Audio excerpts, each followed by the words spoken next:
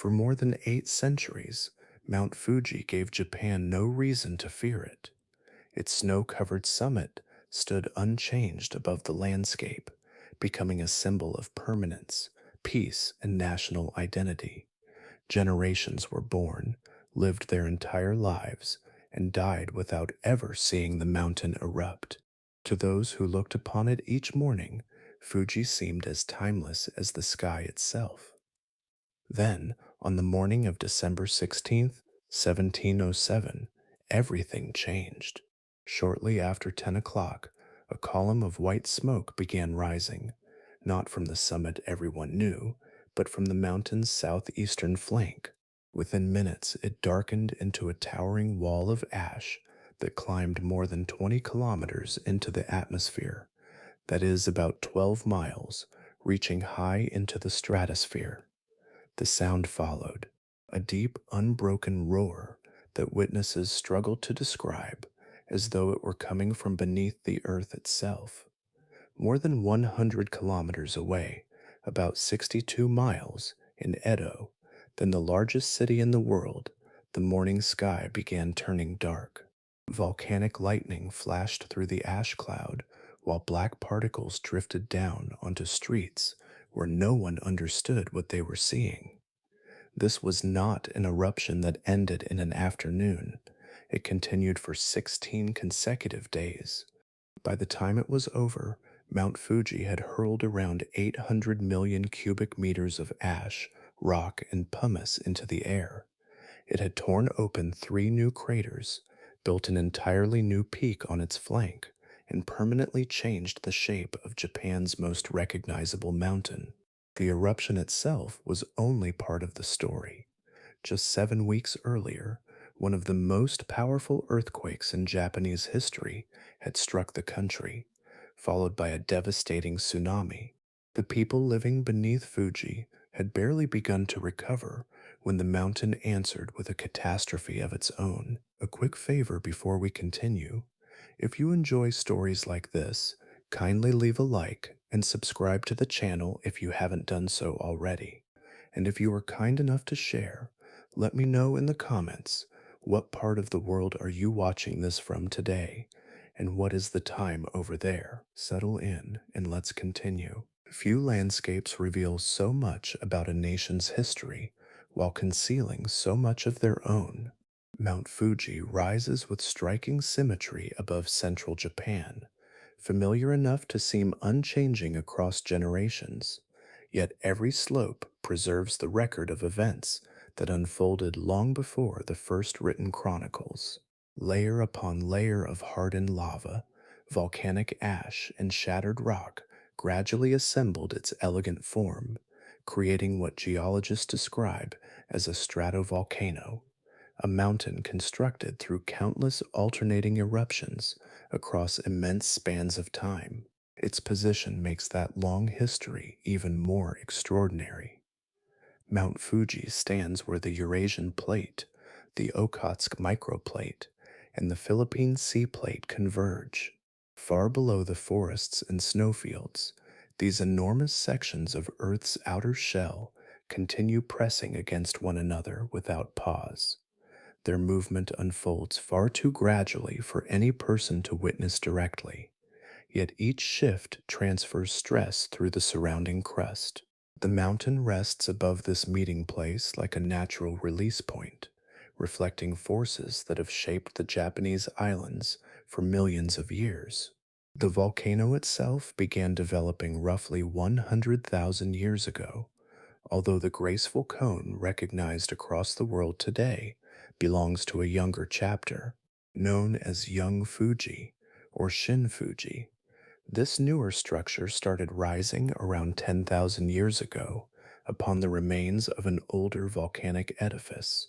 Every eruption added another layer, sometimes spreading rivers of molten rock across the landscape, sometimes scattering ash that settled over valleys before becoming part of the mountain's growing foundation. Historical records reveal that Mount Fuji remained highly active through the Heian period. Between the years 781 and 1083, Chroniclers documented 17 eruptions, an average of roughly one event every 17 years. Then the rhythm stopped. After 1083, the volcano entered a pause that extended across 624 years. Generation followed generation beneath its familiar outline until activity faded into memory and memory slowly blended into tradition. During that long interval, Japan itself changed profoundly. The Edo period, beginning in 1603, brought political stability under the Tokugawa shogunate. Warfare that had once divided the country gave way to an era of organized government, expanding commerce, and flourishing artistic expression. Roads connected distant provinces, towns prospered, and agricultural production supported a steadily growing population. Daily life developed patterns that appeared dependable enough to endure indefinitely. Edo, known today as Tokyo, became the largest city on Earth, home to roughly 1 million residents. Merchants, artisans, samurai, laborers, and families lived within neighborhoods where wooden homes stood closely together beside busy streets and canals. Goods arrived from every direction. Festivals marked the passing seasons, and administrative order reached into nearly every corner of society. Scientific understanding of volcanoes, however, remained far beyond the knowledge of the age. No instruments measured tremors beneath the ground. No warning networks tracked changes inside the mountain. No system existed for classifying eruptions according to the volcanic explosivity index, or recognizing the immense scale represented by level 5.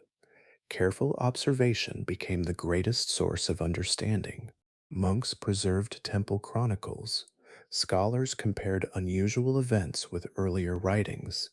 Samurai officials prepared formal reports, and ordinary people described what unfolded before their eyes. Across the centuries, those patient records endured, allowing the mountain's story to reach far beyond the world that first witnessed it. Across the Japanese islands, mountains had long been regarded as places where the human world touched something far older than itself. Among them, Mount Fuji occupied a place unlike any other. Its graceful form inspired reverence from great distances, drawing the eyes of travelers, artists, rulers, and farmers alike. Looking toward its summit carried meaning beyond admiration for the landscape. It expressed a relationship with a presence believed to watch over the land and everyone living upon it. That presence was Konohana Sakuya Hime, the goddess of flowering trees, volcanoes, and Mount Fuji itself. At the foot of the mountain stood Fujisan Hongu Sengen Taisha, the principal shrine dedicated to her worship. Pilgrims arrived there seeking blessings before beginning the demanding ascent. Ritual prayers, offerings, and purification formed part of the journey, reflecting the belief that climbing Fuji brought a person closer to the divine order woven through the natural world. Within the traditions of Shinto, Mount Fuji was understood as a kami, a sacred spiritual presence dwelling within the mountain itself. Such beings were woven throughout rivers, forests, storms, and remarkable landscapes, each deserving respect rather than ownership. Fuji therefore occupied a unique place where beauty and power existed together. The mountain rewarded devotion, yet it also reminded worshippers that sacred places possessed a will beyond human control. These beliefs inspired the remarkable growth of the Fujiko movement during the Edo period. Organized groups of ordinary people gathered throughout towns and villages, saving money together so members could undertake pilgrimages to the summit. Hundreds of thousands eventually belonged to these associations, especially in Edo, where participation became one of the largest expressions of popular religious life in Japanese history. Each ascent represented shared faith, discipline, and purification, linking entire communities through a common spiritual destination. Centuries without an eruption strengthened those convictions. More than 800 years had passed since the last confirmed activity, allowing generations to know Fuji only as a steadfast guardian overlooking the country.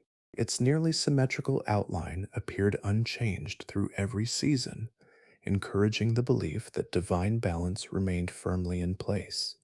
Stability became part of the mountain's identity, shaping expectations that extended far beyond religion and into everyday life. Poets found endless inspiration in its profile. Painters placed it at the center of countless landscapes, and storytellers returned to it as a symbol of endurance. Fuji gradually became inseparable from Japan itself. To portray the mountain was often to portray the nation, its people, and the harmony they believed connected heaven, earth, and human society. Artistic expression and spiritual devotion reinforced one another until the distinction between national identity and sacred landscape became difficult to separate. Buddhist thought added another layer to this understanding, blending with older Shinto traditions across centuries of shared practice. The mountain came to represent both physical elevation and spiritual ascent, a place where earthly existence and the wider cosmos seemed to meet. Pilgrimage, meditation, and ritual transformed the climb into an inward journey as much as an upward one, allowing each step to carry symbolic meaning beyond the path itself. Within such a worldview, any transformation of Mount Fuji reached far beyond geology. Changes to fields, forests, or villages could eventually be repaired, yet alteration of the nation's holiest mountain touched beliefs that shaped daily life across the country. The mountain remained the same physical landmark rising above Japan, while its spiritual meaning rested upon foundations that had become as deeply rooted as the volcano itself. Before ash ever rose above Mount Fuji, another force had already swept across Japan, leaving the country altered in ways few could fully understand. On the 28th day of October in 1707, only 49 days before the volcano awakened, the Earth released one of the greatest earthquakes in Japanese recorded history. It arrived without ceremony, carrying enough energy to transform coastlines, settlements, and lives across a remarkable span of the archipelago. Modern geoscientists have reconstructed the event as a rupture along the entire Nankai Trough, extending from Tokai through Nankai in a single, immense fracture. The earthquake is estimated to have reached a magnitude between 8.6 and 8.7 on the modern moment magnitude scale. For comparison, its energy approached that of the Tohoku earthquake in 2011, another event that demonstrated how profoundly the movement of tectonic plates can reshape a nation within minutes. The shaking spread across nearly all of Japan. In many towns, tiled roofs slipped from their supports before walls folded inward. Roads fractured, bridges failed, and familiar landmarks vanished into clouds of dust. Osaka suffered especially severe destruction as homes, warehouses, and administrative buildings collapsed together. Far beyond the cities, villages experienced the same relentless motion, each community left to reckon with losses, using only the resources immediately at hand. The violence extended beyond the land itself.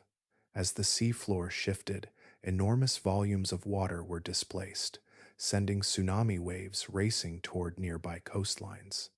Along the Kii Peninsula and across parts of Kyushu, walls of water exceeding 10 meters, which is about 33 feet, struck fishing settlements and harbors with overwhelming force. Boats disappeared beneath turbulent water, storehouses splintered, and entire neighborhoods were swept away before many residents could reach higher ground.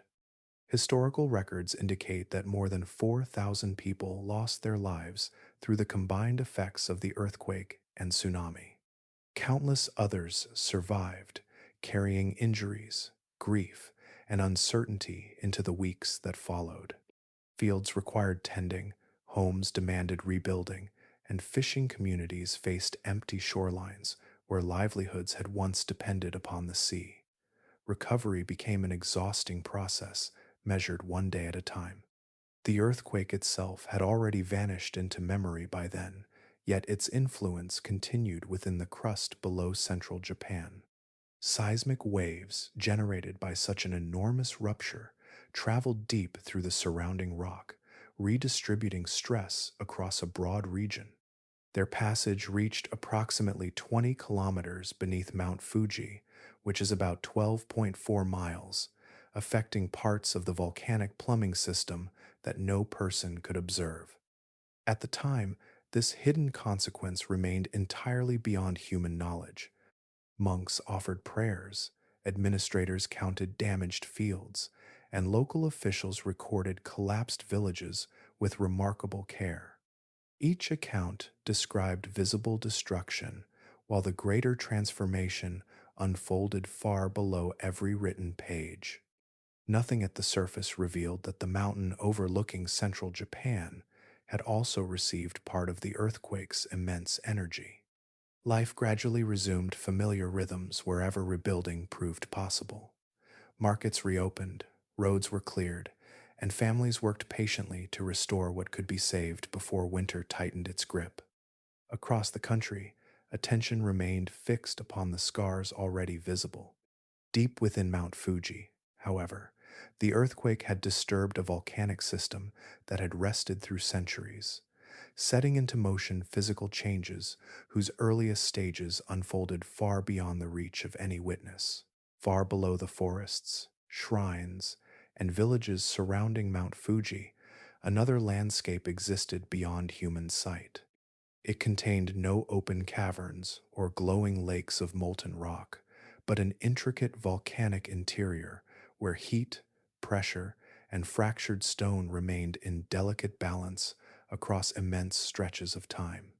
That hidden architecture determined whether the mountain rested peacefully or awakened with extraordinary force. Modern geological studies reveal that Mount Fuji is supplied by a complex magmatic system extending to depths of roughly 20 kilometers, which is about 12.4 miles. Within this structure, magma travels through narrow fractures known as dikes and conduits, forming pathways that connect deeper reservoirs with the upper reaches of the volcano. These channels resemble an intricate circulation system, carrying molten material through solid rock whenever pressure becomes great enough to overcome the surrounding crust. Near a depth of 20 kilometers, which is about 12.4 miles, lies a chamber filled primarily with basaltic magma. This molten rock is comparatively fluid, extremely hot, and rich in dissolved volcanic gases held under tremendous pressure. Higher within the mountain, around 8 kilometers, which is about 5 miles, rests another chamber containing dacitic magma. That material is cooler, far thicker, and contains a greater concentration of silica, giving it very different physical behavior despite occupying the same volcanic system. For long periods, these two magma bodies remained separated from one another, their boundaries held steady, allowing pressure to build and dissipate gradually without producing a major eruption. The mountain's internal structure maintained an equilibrium that endured across centuries, even while tectonic forces continued reshaping the surrounding region grain by grain beneath the surface. The Great Earthquake of 1707 disturbed that balance in a subtle yet profound way. As seismic waves passed through the volcano, they redistributed stress inside the surrounding rock. Geologists have calculated that one particularly important fracture, located near the deeper magma reservoir at approximately 20 kilometers, which is about 12.4 miles, experienced a reduction in confining pressure of more than 1 bar. Although that change appears modest by everyday standards, volcanic systems often respond dramatically to differences that seem surprisingly small. Once that restraint weakened, basaltic magma from the deeper chamber began rising through the connecting dike toward the shallower reservoir. It entered an environment occupied by dacitic magma with contrasting temperature, composition, and viscosity. Instead of blending smoothly together, the encounter destabilized both reservoirs. The hotter basalt transferred heat while introducing fresh supplies of dissolved volcanic gases into the thicker magma above. Those gases had remained dissolved only because immense pressure kept them compressed within the molten rock. As the ascending magma continued its journey, pressure steadily declined. Water vapor, carbon dioxide, sulfur dioxide, and other volcanic gases separated from the melt, expanding into countless bubbles that occupied far more space than they had moments before. Each expanding pocket increased the force driving the mixed magma upward, multiplying pressure throughout the volcanic conduit. From the surface, nothing revealed that these changes had begun. Snow still rested upon the summit, pilgrims continued their routines, and fields awaited the passing season. Deep inside the mountain, however, every rising pulse of magma carried additional gas toward shallower levels, steadily increasing the energy stored within the volcanic system. By then, the conditions that had preserved stability across generations were steadily giving way to a new balance, one that favored eruption over restraint, as each passing day added another measure of pressure to the mountain's concealed interior. Winter daylight arrived over the Kanto plain with the familiar clarity of a December morning. Frost rested across open fields, wood smoke drifted from household fires, and Mount Fuji stood above the horizon exactly as generations had known it. From Edo, the snow-covered summit appeared unchanged against the pale sky. Nothing in its appearance suggested that the mountain's long period of rest had already reached its final hours. Before sunrise had fully given way to morning, subtle tremors began passing through the ground around Fuji's lower slopes. They differed from the distant shaking left behind by the great earthquake weeks earlier. These movements were localized, irregular, and close to the volcano itself. Villagers paused during ordinary tasks as the earth shifted beneath their feet with an unfamiliar rhythm. The motions were brief, yet they returned often enough to draw increasing attention. Among those living around the mountain were the Oshi, religious guides whose lives centered upon caring for pilgrims traveling to the sacred summit. Their records describe unusual gatherings as neighbors looked toward Fuji in shared uncertainty. The mountain remained outwardly unchanged, but many sensed that its familiar presence carried a different character that morning. No scientific understanding existed to explain such signs, so observation became the only guide available. As the morning advanced toward approximately 10 o'clock, a narrow plume of white smoke appeared on the southeastern flank. It did not emerge from the summit crater that people associated with the mountain, but from a point roughly 400 meters below the peak, which is about 1,312 feet. The location alone made the event extraordinary. The summit remained clear, while activity developed lower along the volcano's side. The pale column expanded with astonishing speed. White gradually gave way to gray, then deepened further as increasing amounts of ash mixed into the rising cloud. Its upward movement far exceeded anything produced by ordinary weather. Air currents could not account for such rapid growth. Within minutes, observers watched the column climb higher and broader, gathering strength as material surged upward from the opening in the mountain. Then the volcanic system reached the point where pressure could no longer be contained. The southeastern flank fractured as three separate vents burst through solid rock almost simultaneously. Superheated gases escaped first, followed by ash, shattered stone, and fragments of newly erupted volcanic material propelled outward at hundreds of meters each second. The mountain that had appeared unchanged only moments earlier now revealed an entirely different face. Sound followed almost immediately. Witnesses described an immense, continuous roar that rolled across valleys and settlements without interruption. It differed from thunder, collapsing buildings, or crashing waves.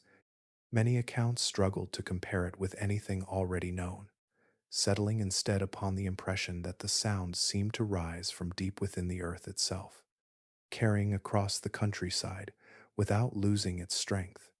People watched from villages, temple grounds, and distant roads as the growing column climbed ever higher into the winter sky.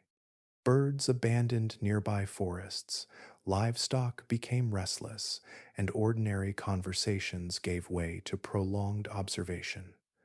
The familiar mountain had entered a state that no living person had experienced. Every passing minute transformed the landscape further, replacing centuries of expectation with a reality unfolding in plain view.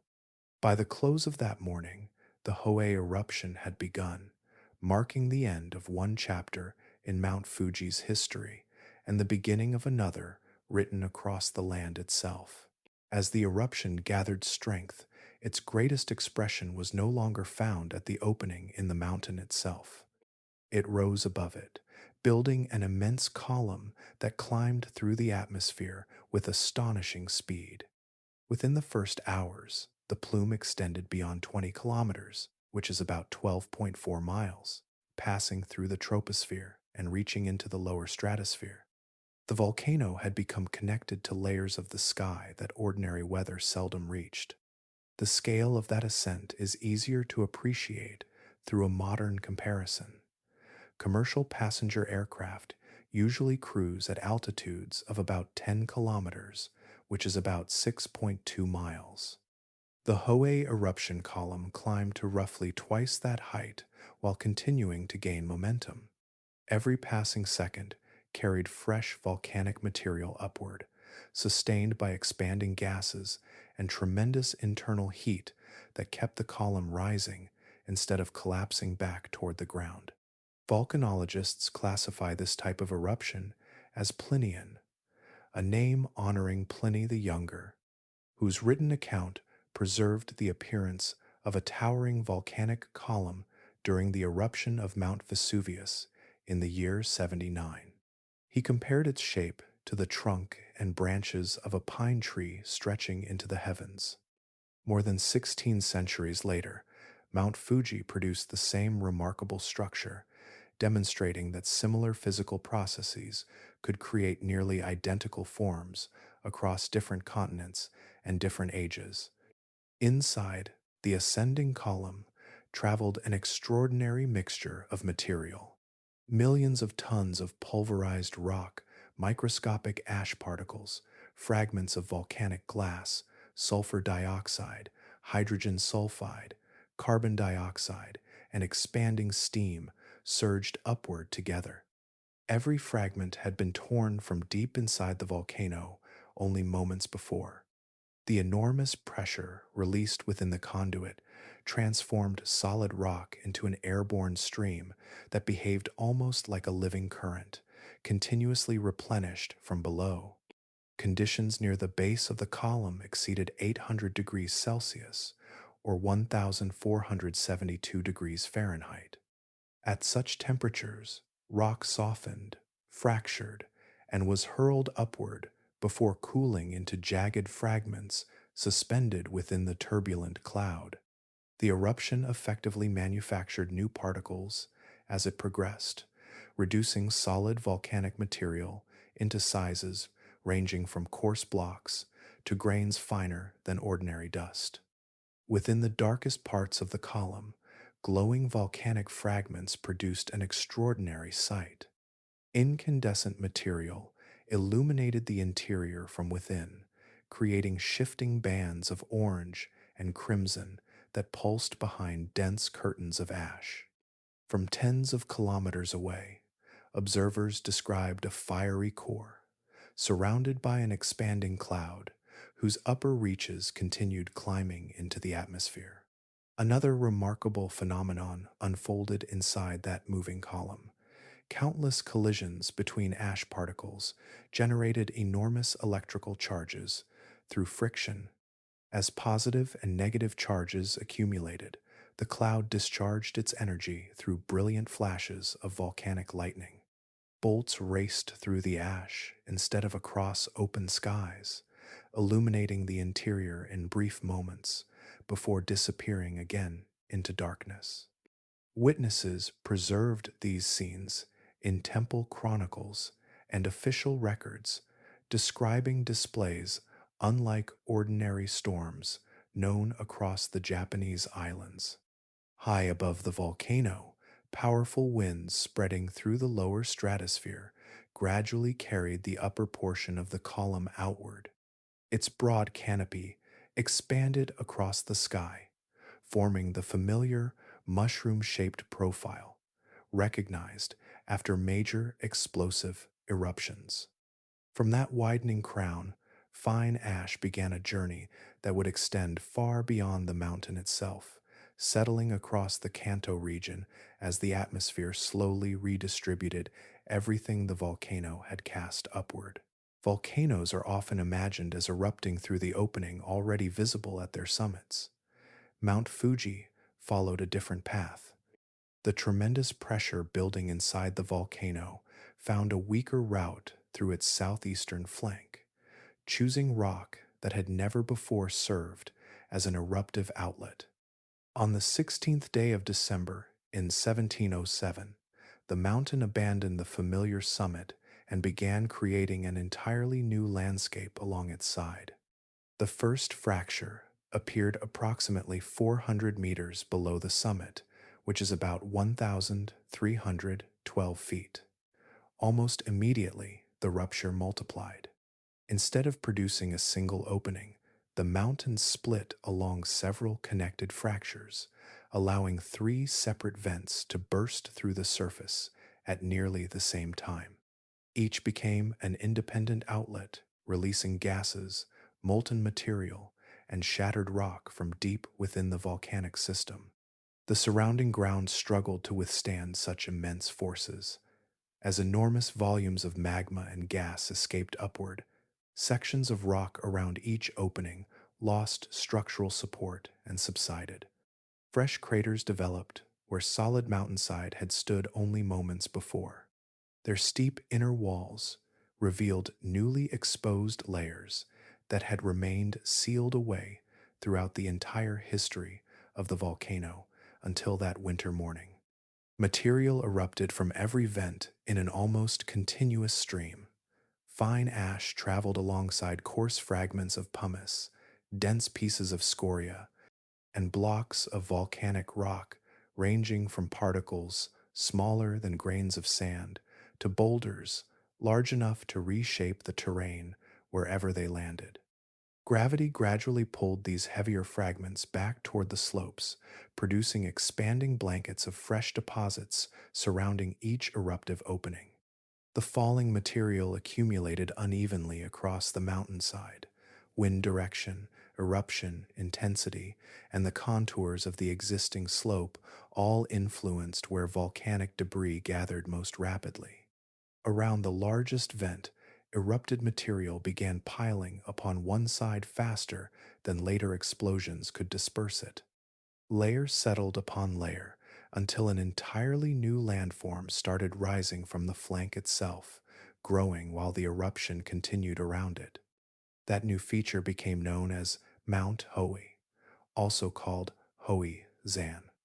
Unlike temporary piles of loose volcanic debris that later disappear through erosion, this secondary peak remained stable enough to endure. More than 3 centuries later, it continues to project from Mount Fuji's southeastern shoulder, clearly visible to hikers, photographers, and satellite imagery alike. It serves as a permanent reminder that the eruption reshaped the volcano instead of merely covering it with fresh ash. The 3 Hōei craters also survived. They remain open depressions etched into the mountainside, preserving the exact locations where pressure finally escaped during the eruption. Visitors walking the trails today encounter features created directly by those events, seeing the same openings through which incandescent rock and volcanic gases once surged into the winter air. Time has softened some edges through weathering, yet the essential structure remains remarkably distinct. Many volcanic eruptions alter surrounding landscapes while leaving the volcano itself broadly recognizable. The Hōei eruption transformed Mount Fuji in a far more direct manner. Its outward appearance changed as a new peak emerged, and three permanent craters replaced what had once been an uninterrupted slope. Even the volcano's internal pathways evolved as magma forced new routes through solid rock. The mountain admired across earlier generations, and the mountain that remained afterward shared the same name, yet they no longer possessed exactly the same form, carrying visible evidence of 1707 within their enduring silhouette. Distance determined every experience of the Hōei eruption. Far away, people first noticed an unfamiliar cloud spreading across the sky. Along the eastern and southeastern slopes of Mount Fuji, there was no interval for observation. Communities nearest the new vents found themselves directly beneath the path of material pouring from the volcano, where every passing minute transformed familiar surroundings into an increasingly unrecognizable landscape. The first volcanic fragments reached nearby settlements within minutes after the eruption intensified. Pumice and scoria descended through the air while still carrying tremendous heat from the depths of the mountain. Some pieces landed upon rooftops built almost entirely of wood, while others struck storehouses, fences, and cultivated fields awaiting the next growing season. Every impact scattered fresh debris across the ground, steadily increasing the burden already accumulating over the countryside. Fires soon appeared wherever glowing fragments found dry timber or stored bundles of straw. Villagers rushed to extinguish flames before they spread from one structure to the next, yet each successful effort was followed by another shower of volcanic debris. Ash continued falling without interruption, coating buildings, gardens, roads, and streams in a thick gray blanket that deepened hour after hour. Clearing one area became almost meaningless, while fresh deposits replaced every effort within moments. The growing weight of volcanic material created another danger. Near the eruptive vents, ash accumulated to depths exceeding 1 meter, which is about 3 feet, during the first days of the eruption. Wooden roofs, designed to withstand ordinary winter snowfall, faced a burden far greater than their builders had ever anticipated. Many gradually bowed under the increasing load before collapsing inward, leaving homes buried beneath layers of ash and broken timber. The village of Subashiri suffered some of the most severe conditions. Deposits of lapilli, small volcanic stones, larger than ash but smaller than boulders, exceeded 1 meter, which is about 3 feet, across parts of the settlement. Streets disappeared beneath fresh volcanic material until familiar landmarks became difficult to recognize. Buildings, walls, and cultivated land blended into a single, uneven surface, giving the impression that the village itself had been lowered beneath a newly formed landscape. Movement became increasingly difficult as visibility declined. Dense ash drifting through the air obscured nearby paths, while sulfur-rich gases irritated eyes and lungs with every breath. Falling volcanic fragments continued striking the ground around those attempting to leave. Some families escaped, carrying only clothing, food, and whatever possessions could be gathered within moments. Others delayed too long, hoping conditions would improve before realizing that the eruption showed no sign of easing. Water sources also changed rapidly.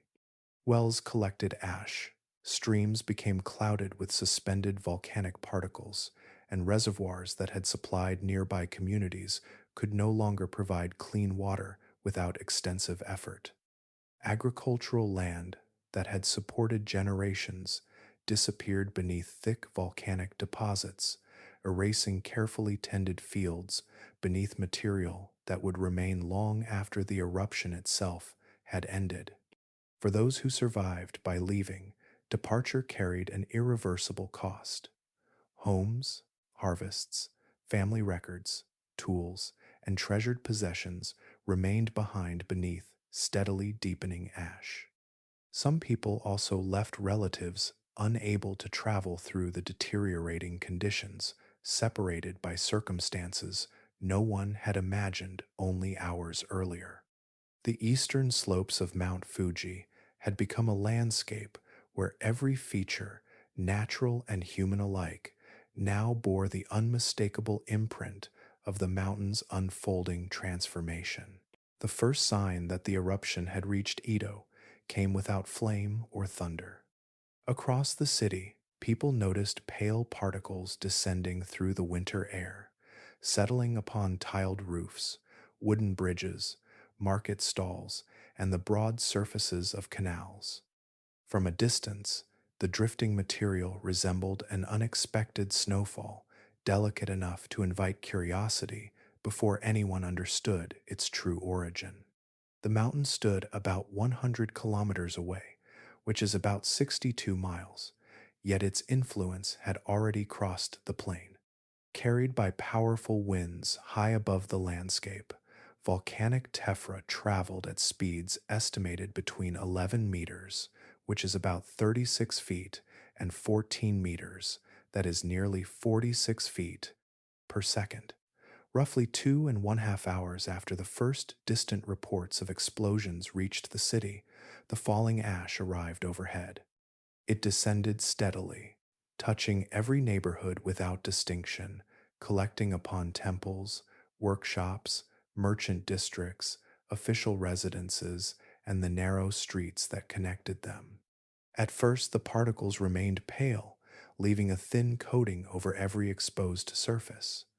Before long, the character of the fall changed. Darker fragments began mixing with the lighter ash until the air itself seemed stained.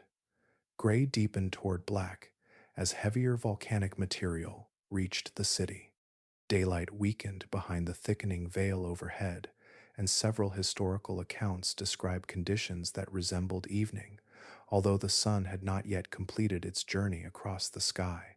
Familiar landmarks dissolved into hazy outlines while distant buildings disappeared altogether. Across Ito, ash accumulated between 20 and 40 millimeters. In some places, surviving accounts suggest deposits approaching 15 centimeters, which is about 6 inches. Roads became difficult to navigate as every footstep stirred fresh clouds into the air. Doorways, courtyards, gardens, and rooftops disappeared beneath an expanding blanket of volcanic debris. Water flowing through gutters slowed as ash mixed with moisture, creating dense deposits that clogged every available channel. Another change arrived with the air itself. A sharp odor of sulfur drifted across the city, carrying the unmistakable scent of volcanic gases released from deep within the mountain. Every breath drew microscopic volcanic glass and mineral fragments into human lungs. These particles possessed sharp edges, invisible to the eye, scraping delicate tissue with repeated inhalation. Coughing spread through neighborhoods as people attempted to shield their faces with cloth, sleeves, or whatever material could offer even slight protection against the growing concentration of ash. The city's waterways soon reflected the same burden settling upon the streets. Ash blanketed canals and rivers that formed the circulatory system of Ito's daily life. Boats transporting rice, vegetables, timber, and other essential goods struggled through increasingly contaminated channels. Loading docks became slippery beneath wet volcanic sediment, while floating debris gathered wherever currents slowed. Movement across the city became less dependable with every passing hour. Around 1 million people shared this experience together, each household watching familiar surroundings vanish beneath material that had begun its journey far above Mount Fuji. The eruption had reached beyond the villages nearest the volcano and entered the heart of the nation's greatest urban center. Without crossing the distance itself, the mountain had altered the rhythm of Edo, covering its buildings, its waterways, and the air every resident depended upon with the unmistakable signature of an eruption still unfolding. The passing of a single day brought no sense of completion. Each sunrise revealed that the mountain remained active, its plumes still rising into the winter sky, its voice still echoing across valleys and plains. People who hoped the violence had reached its limit discovered instead that the eruption possessed its own rhythm, changing shape without surrendering its strength. What appeared from afar to be one continuous event was, in reality, a sequence of distinct episodes unfolding one after another. Modern geological investigation, combined with surviving historical records, has identified 17 separate phases of pyroclastic fallout during the principal eruption. Each phase differed from the last. Some produced towering eruption columns climbing beyond 20 kilometers, which is about 12.4 miles. Others maintained columns above 13 kilometers, which is about 8 miles, for extended periods. The changing height reflected shifting conditions within the volcanic conduit as fresh magma, expanding gases, and fragmented rock continued their passage toward the surface. The material falling from the sky also evolved throughout these phases. Certain intervals released coarse scoria and lightweight pumice that landed with enough force to damage roofs and fields. Other periods generated finer ash capable of traveling much farther before settling. Contemporary observers describe changes in color as the eruption progressed, beginning with pale deposits before shifting through shades of gray and finally toward darker ash. These variations matched changes preserved within the volcanic layers that remain visible today, allowing scientists to compare written testimony with physical evidence resting across the landscape. The eruption began on the morning of December 16, 1707. Its most intense explosive activity continued until January 1, 1708, spanning 16 consecutive days. Activity did not disappear after that point.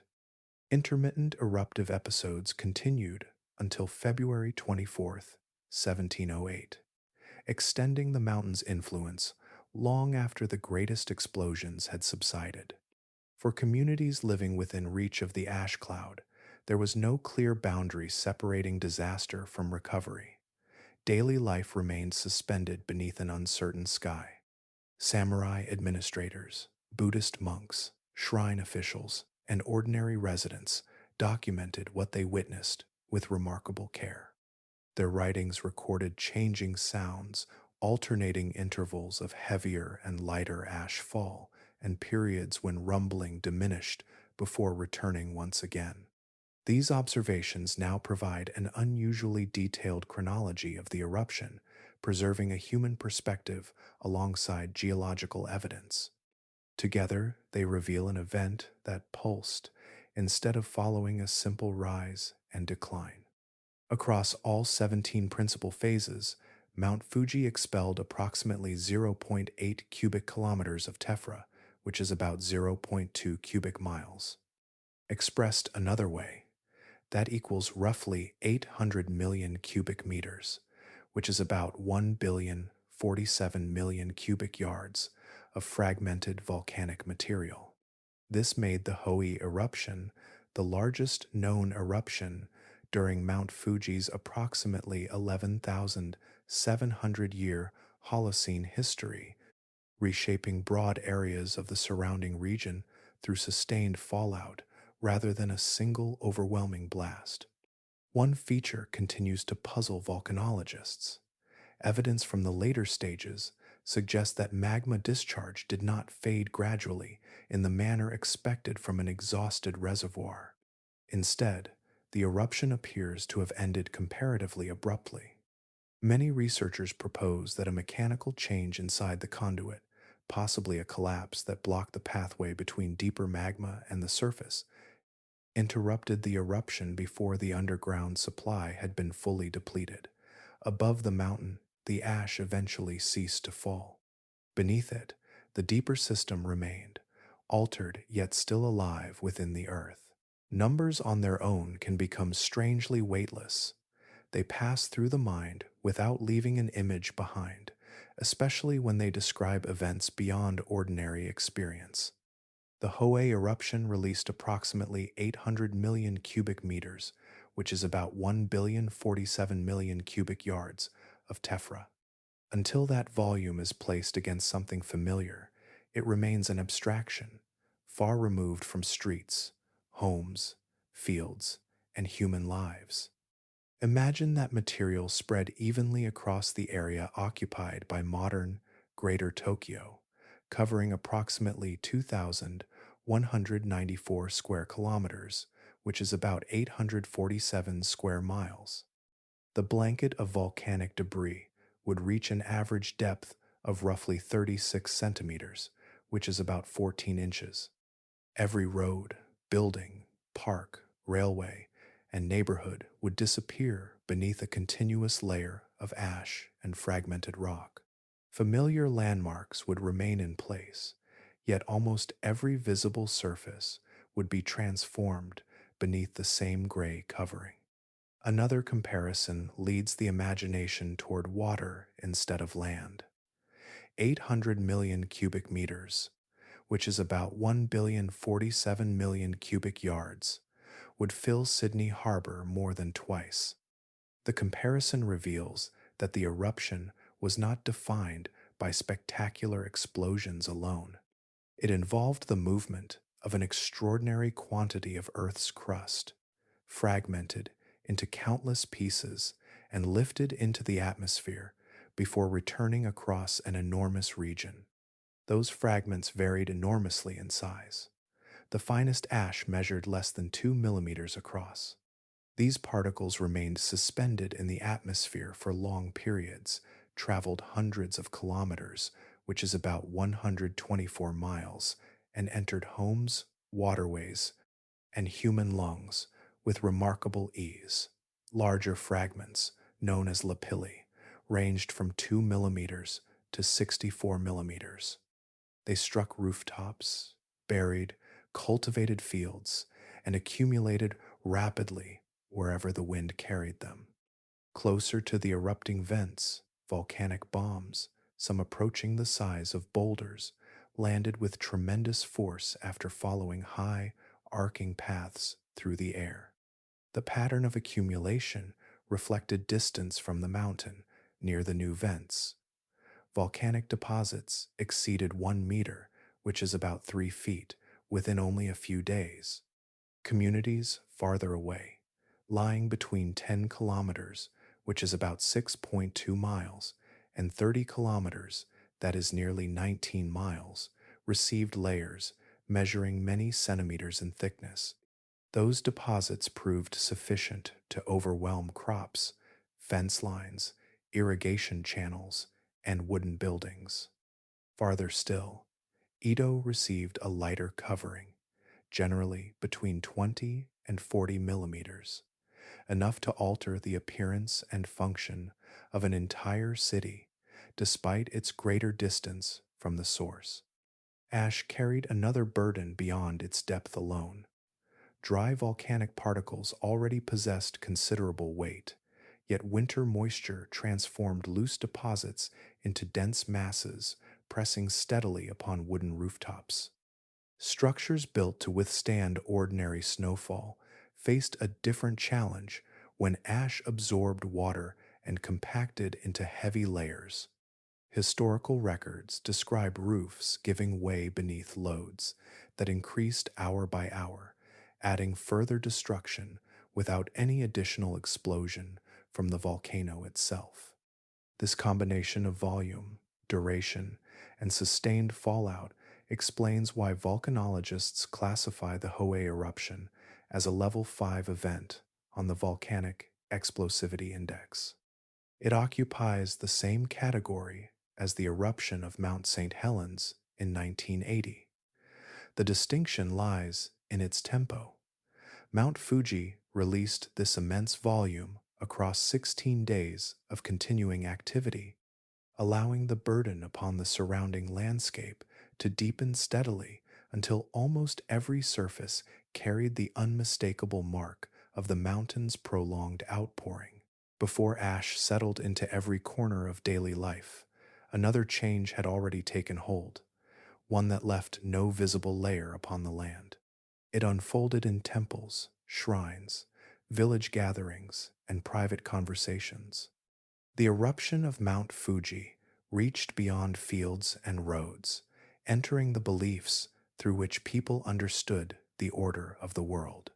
A mountain, long regarded as sacred, had become the source of overwhelming destruction, and that transformation demanded meaning as urgently as it demanded survival.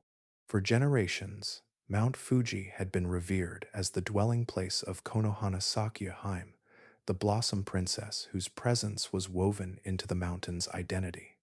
An eruption could therefore never be understood as a natural occurrence alone. Within the spiritual language of early 18th century Japan, such an event carried intention. Many believed the mountain itself had spoken through fire, ash, and stone. The challenge lay in understanding what that message might be. Interpretations multiplied across the country. Some religious scholars viewed the eruption as divine punishment for moral decline or neglected obligations. Others believed it reflected an imbalance within the wider harmony connecting heaven, earth, and humanity. Certain Buddhist teachers explored the disaster through ideas of impermanence, reminding their followers that every landscape, no matter how revered, remained subject to continual change. Rumors spread with equal speed, suggesting heavenly displeasure toward the military government or warning that further calamities might soon follow. No single explanation gained universal acceptance, yet each revealed the deep need to place the catastrophe within a spiritual framework. The uncertainty reached the Fujiko pilgrimage associations with particular force. Across Japan, these devotional communities had grown into a movement numbering in the hundreds of thousands. Members prepared for years before making the ascent, believing that climbing the sacred mountain renewed both body and spirit. The familiar rhythm of pilgrimage suddenly disappeared. Trails became dangerous or impassable. Ash covered resting places, sacred markers, and gathering sites. The destination that had symbolized purification could no longer welcome those seeking renewal through its slopes. The interruption extended far beyond canceled journeys. Annual cycles of worship shaped communal life in many towns and villages connected to Mount Fuji. Ceremonies marked the changing seasons, reinforcing bonds between families, neighbors, and religious leaders. As access to the mountain became restricted, those patterns fractured. Festivals were postponed, devotional gatherings diminished, and traditions repeated across generations entered an uncertain pause. Communities accustomed to measuring time through sacred observance found their calendar unexpectedly broken. The Fujisan Hongu Sengen Taisha, standing at the mountain's base and dedicated to Konohana Sakuya, also occupied an altered place within this transformed landscape.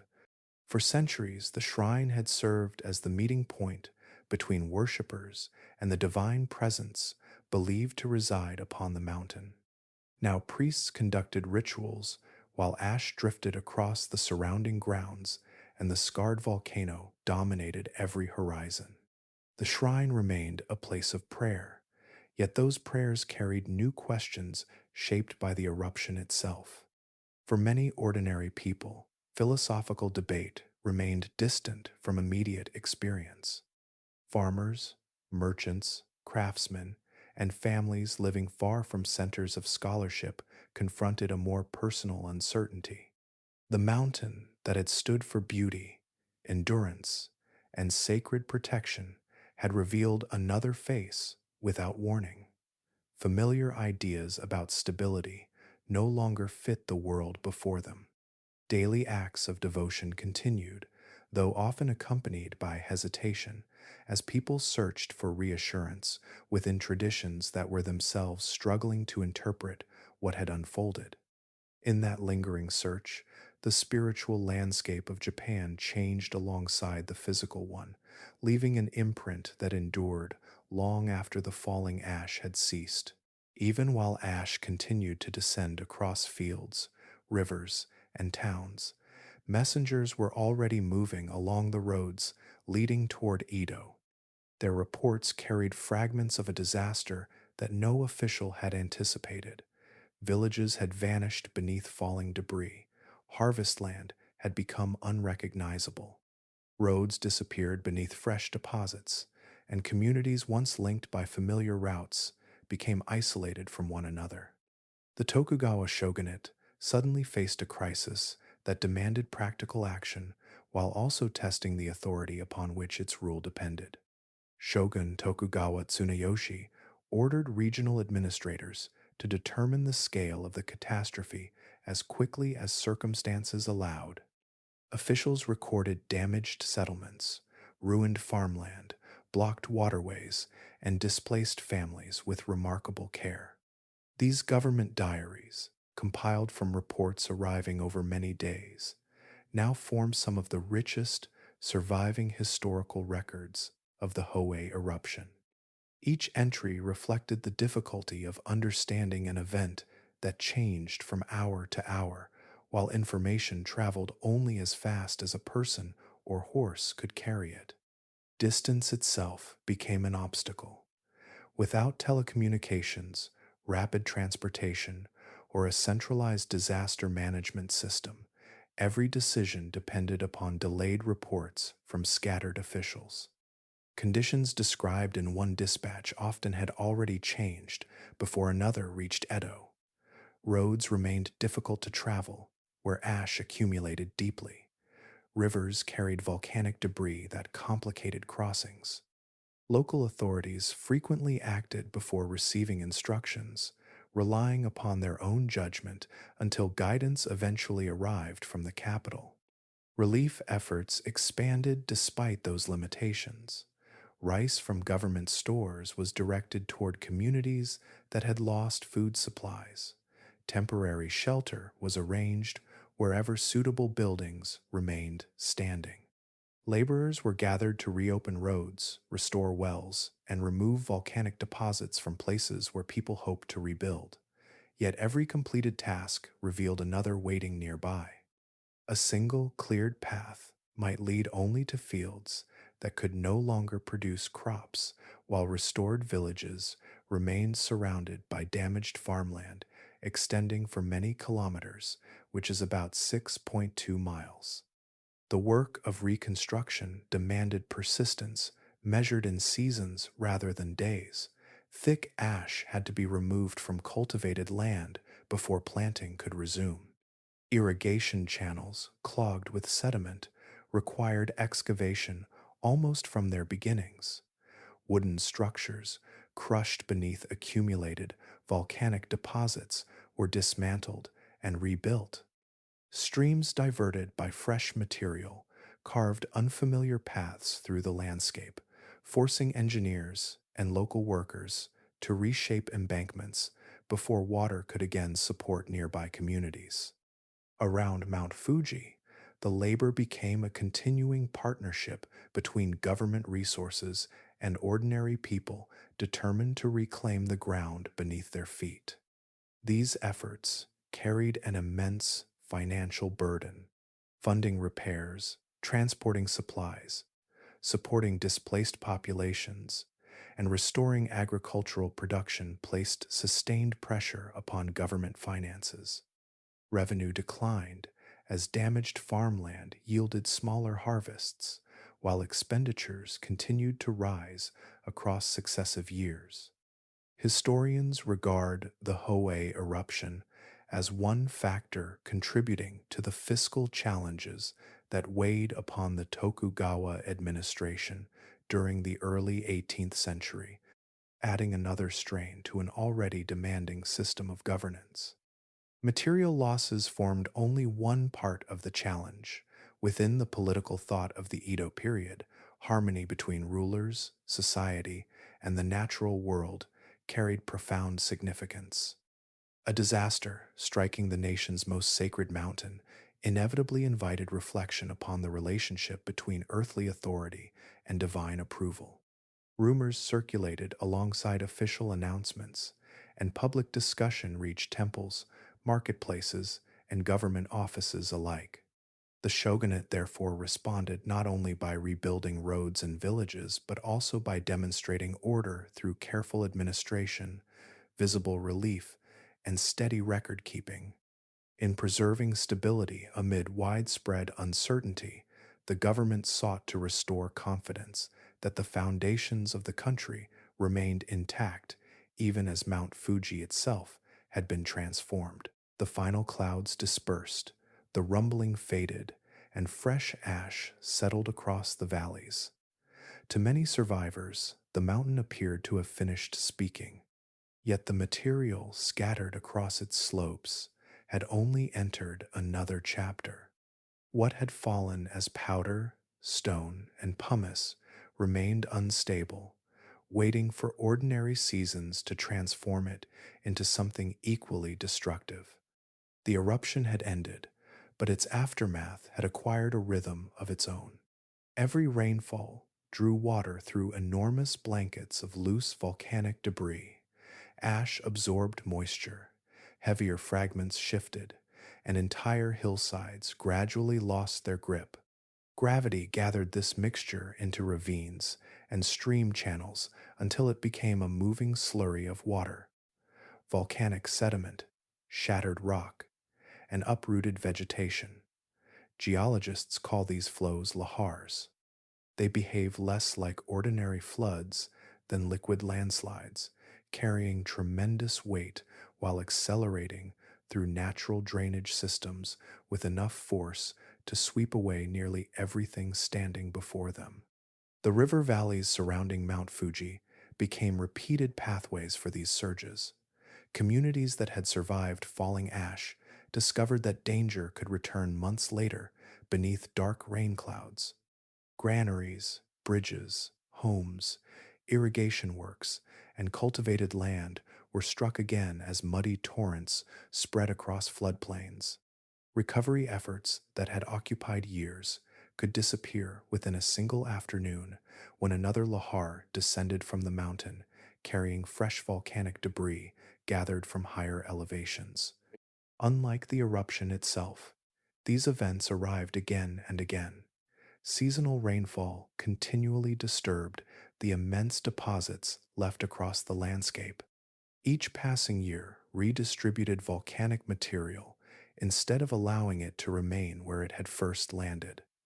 Streams became clogged before carving fresh channels through unstable sediment.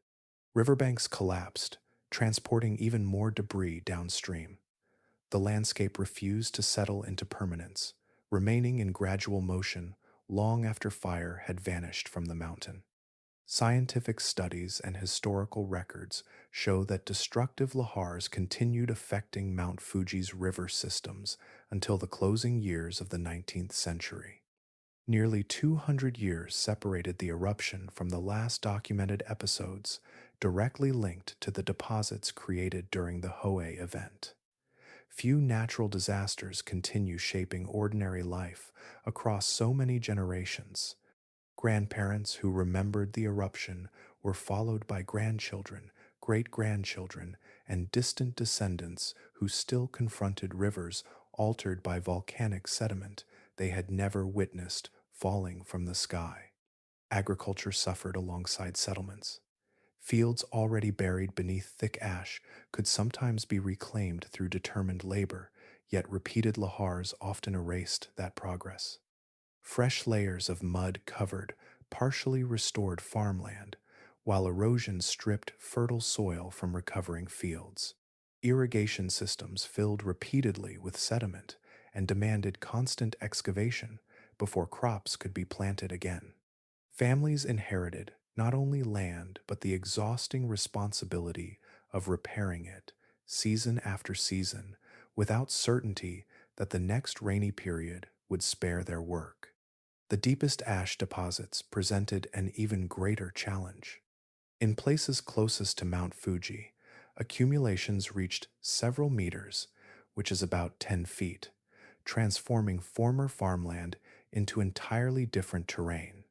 Vegetation eventually spread across these deposits, stabilizing the surface while making large-scale reclamation increasingly impractical. Modern volcanologists note that some of these buried fields have never returned to cultivation. More than 300 years after the Hōei eruption, portions of the landscape still preserve its imprint, demonstrating that volcanic disasters are measured not only by the violence of their beginning, but also by the extraordinary length of their consequences. The ground itself became a record. Long after smoke disappeared from the horizon and seasons resumed their familiar passage, the land surrounding Mount Fuji continued preserving the eruption in ways that no written chronicle could equal. Every hillside, valley, and stream carried subtle evidence that the landscape had been interrupted. What remained was not merely damage, it was a rewritten terrain where older surfaces rested beyond reach beneath immense layers of volcanic debris. Communities that had stood along the eastern flanks before the Hōei eruption found no simple path back to the places they had called home.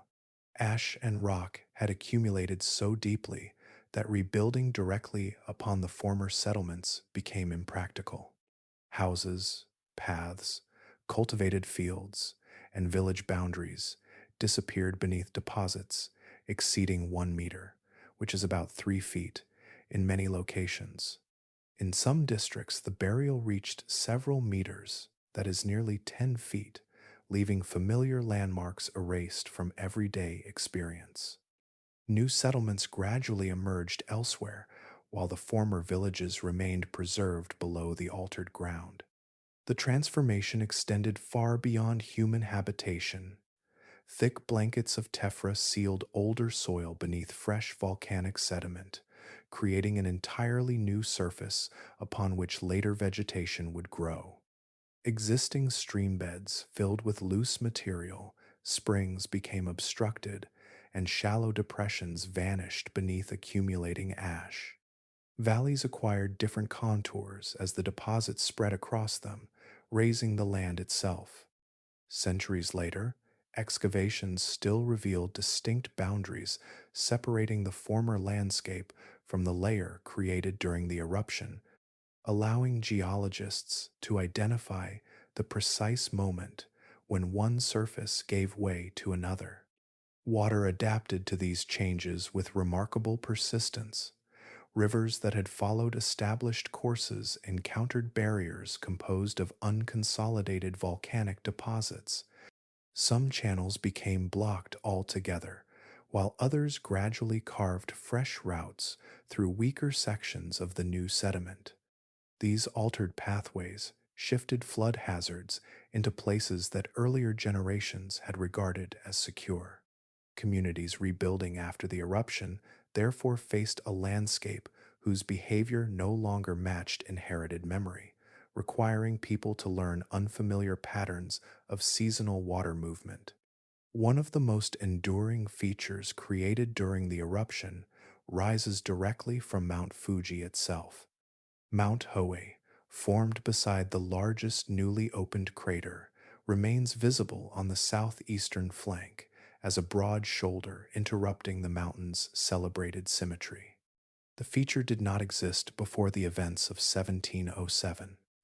Today it appears in photographs, satellite imagery, and every clear view from that direction, serving as a permanent reminder that even an iconic volcano can acquire an entirely different silhouette within the span of a single eruption. The three Hōei craters also remain sharply defined. Their outlines have endured through centuries of changing weather because Mount Fuji has experienced no comparable eruption capable of filling or reshaping them. They remain exposed openings cut into the volcano's flank, preserving the geometry of the explosive events that created them.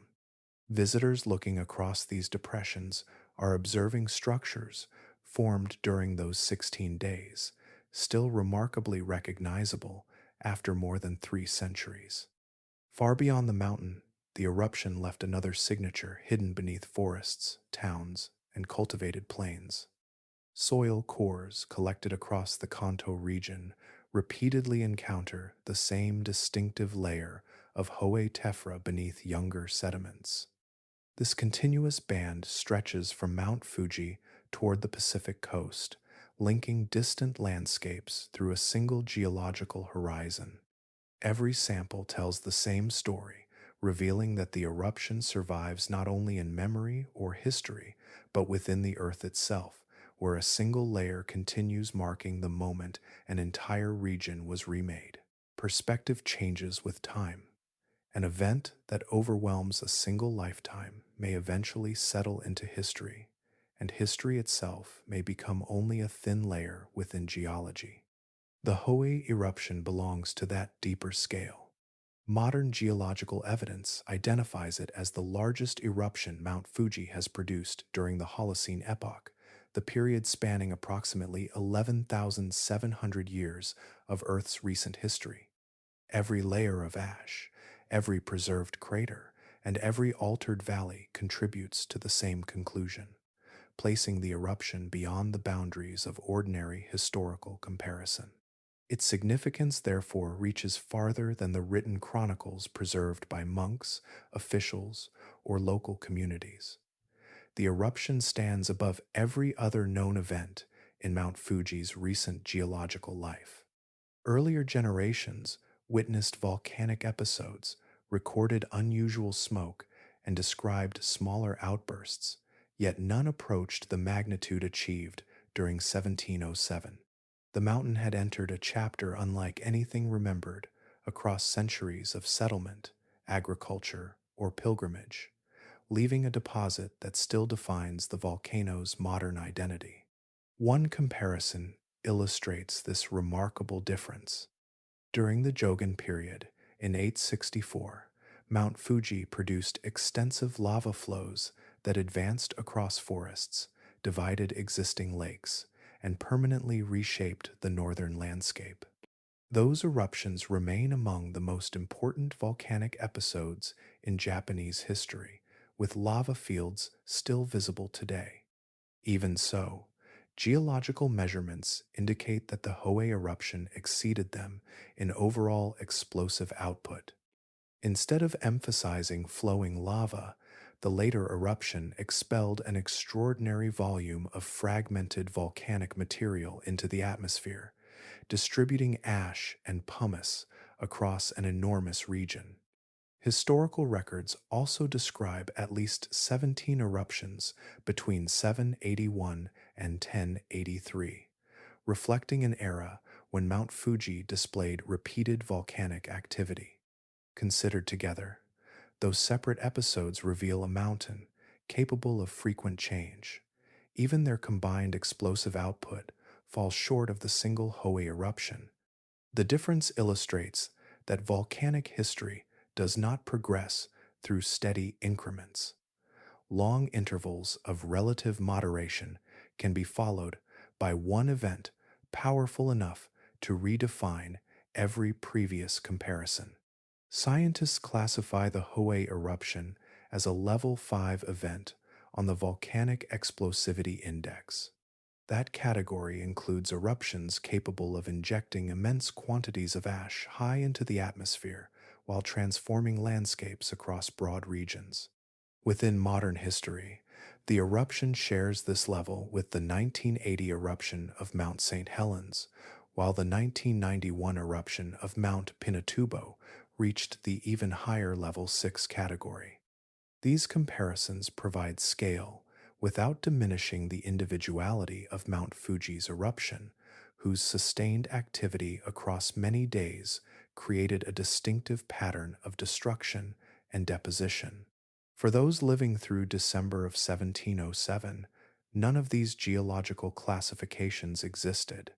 Samurai, merchants, farmers, monks, artisans, and children encountered an event without precedent in living memory. No elder could recall anything comparable. No surviving document described an earlier eruption of equal force. Even the oldest traditions reached no farther than stories that now seemed too small. Across the islands of Japan, an entire civilization found itself witnessing the greatest eruption Mount Fuji had produced since the beginning of the Holocene, a moment preserved not only in human memory, but within the mountain's enduring stone and the layers of earth that continue carrying its story forward. Only centuries later did the mountain begin revealing the sequence concealed within its interior. The eruption left more than ash across the landscape. It preserved a geological record that modern researchers could compare with chronicles written by monks, officials, and ordinary witnesses. Layer after layer of volcanic deposits match descriptions recorded during the disaster, allowing geoscientists to reconstruct the Hōei eruption with remarkable precision.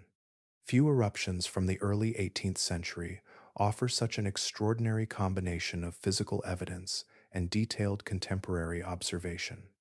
The reconstruction begins deep beneath Mount Fuji, where two separate bodies of magma occupied different levels within the volcano's plumbing system.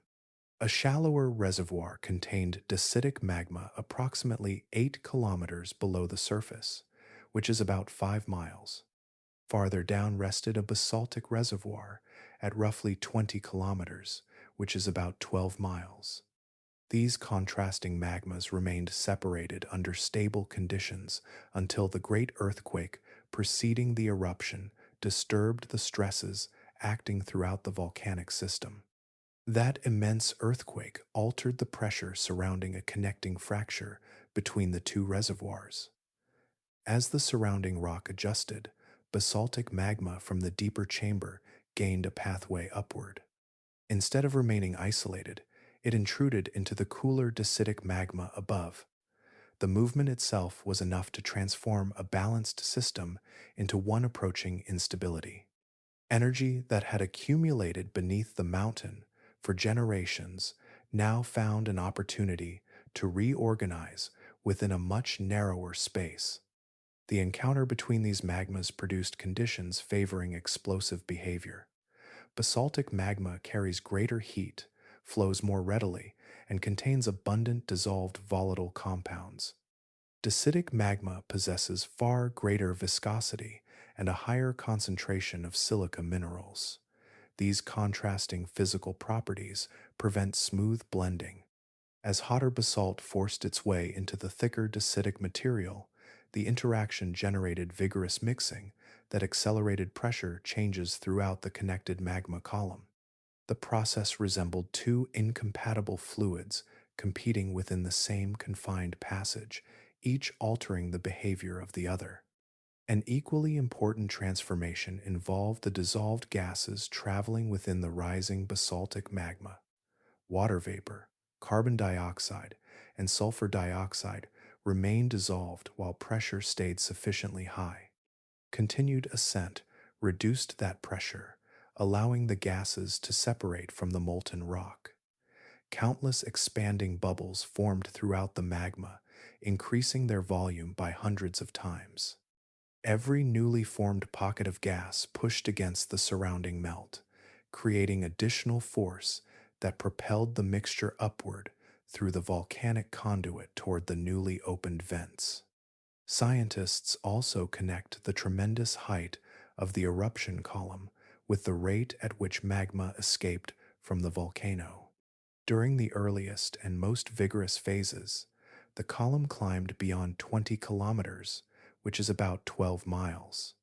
Achieving such altitude required an enormous discharge of magma every second, sufficient to sustain a towering column despite gravity pulling ash and fragmented rock downward. As discharge rates changed through successive phases, the column rose and fell accordingly, matching the changing character described by contemporary observers. Perhaps the most remarkable conformation appears within the volcanic deposits themselves. Geologists have identified 17 distinct layers, each representing a separate pulse of eruptive activity. Historical records describe 17 corresponding phases, noting differences in ash, color, intensity, and intervals between major outbursts. The physical sequence preserved beneath the ground aligns closely with the written observations created while the eruption unfolded. Together they form an unusually complete narrative where stone and memory support one another across more than 3 centuries, revealing the hidden mechanics of a mountain whose greatest eruption can now be understood from its deepest reservoirs to the ash that settled across the land. One feature of this eruption reached far beyond the mountain itself. While ash gathered across fields and villages, another part of the event climbed into a realm that very few volcanic eruptions can reach. The towering plume belonged to a class known as Plinian, a name drawn from the account of the Roman writer Pliny the Younger, who described the eruption of Mount Vesuvius in 79 after Christ from a distance of 32 kilometers, which is about 20 miles. He watched a column rise high above the summit, widening near its top like the crown of a pine tree before parts of it descended toward the landscape below. A Plinian eruption is defined by endurance as much as height. Gas escaping from rising magma expands with tremendous force, creating a continuous upward jet that feeds the column without interruption. Instead of falling back almost immediately, the mixture of ash, volcanic rock fragments, and heated gases keeps ascending until it reaches the upper limits of the lower atmosphere. During the opening stages of the Hōei eruption, that sustained momentum carried material more than 20 kilometers into the sky, which is about 12.4 miles, allowing the eruption to reach beyond the tropopause and enter the stratosphere. Conditions change dramatically at those elevations.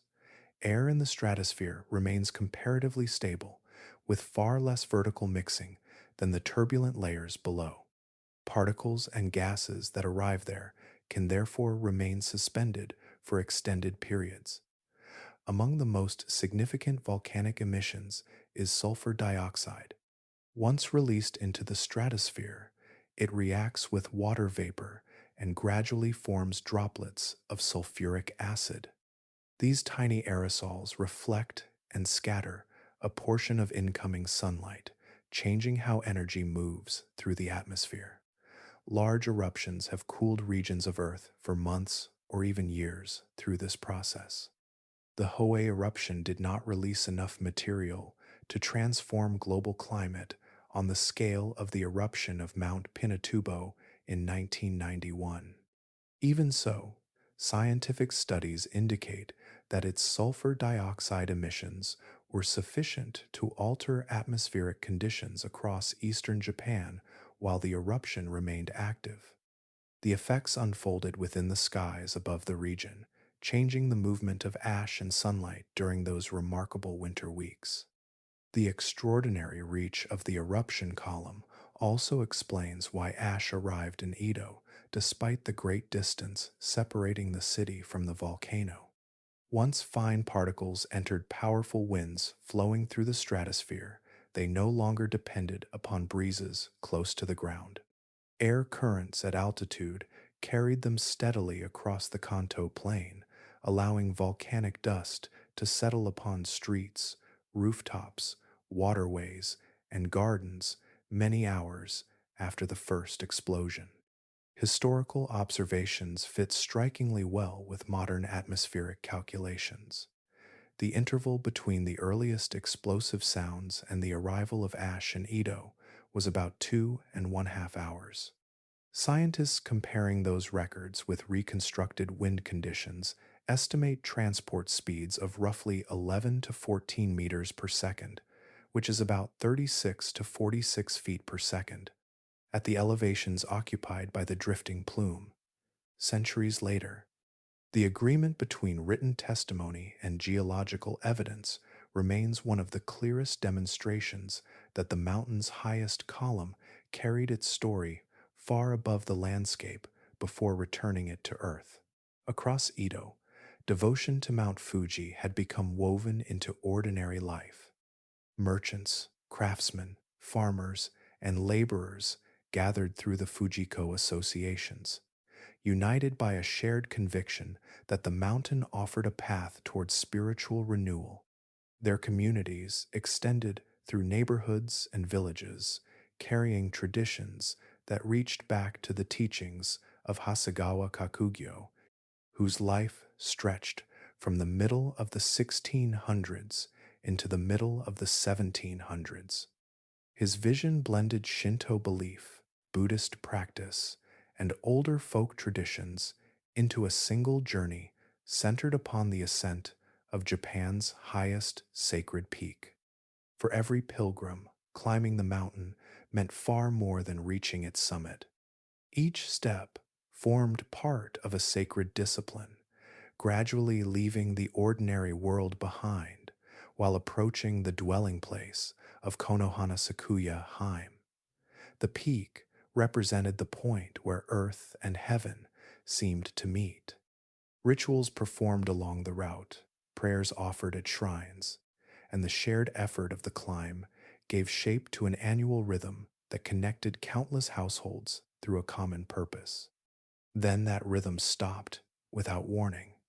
The mountain that had welcomed generations of pilgrims could no longer be approached. Fresh craters opened across its southeastern flank, ash settled across the trails, and fire emerged from ground that worshippers regarded as holy. Paths disappeared beneath deep volcanic deposits, shrines became difficult to reach, and every familiar landmark acquired a different meaning. The summit remained present above the clouds, yet it stood beyond human reach during the eruption. Practical barriers soon gave way to deeper reflection. If the dwelling place of the goddess had become the source of devastation, every established understanding demanded renewed thought. Religious teachers searched sacred texts and local traditions for guidance. Buddhist monks, shrine priests, and respected elders exchanged interpretations that sometimes agreed and sometimes differed sharply. Some regarded the eruption as a warning against moral decline. Others believed it reflected a broader disturbance within the balance between humanity and the natural world. No single explanation gathered universal acceptance, and uncertainty itself became part of the spiritual landscape. Within the Fujiko movement, those unanswered questions carried particular weight.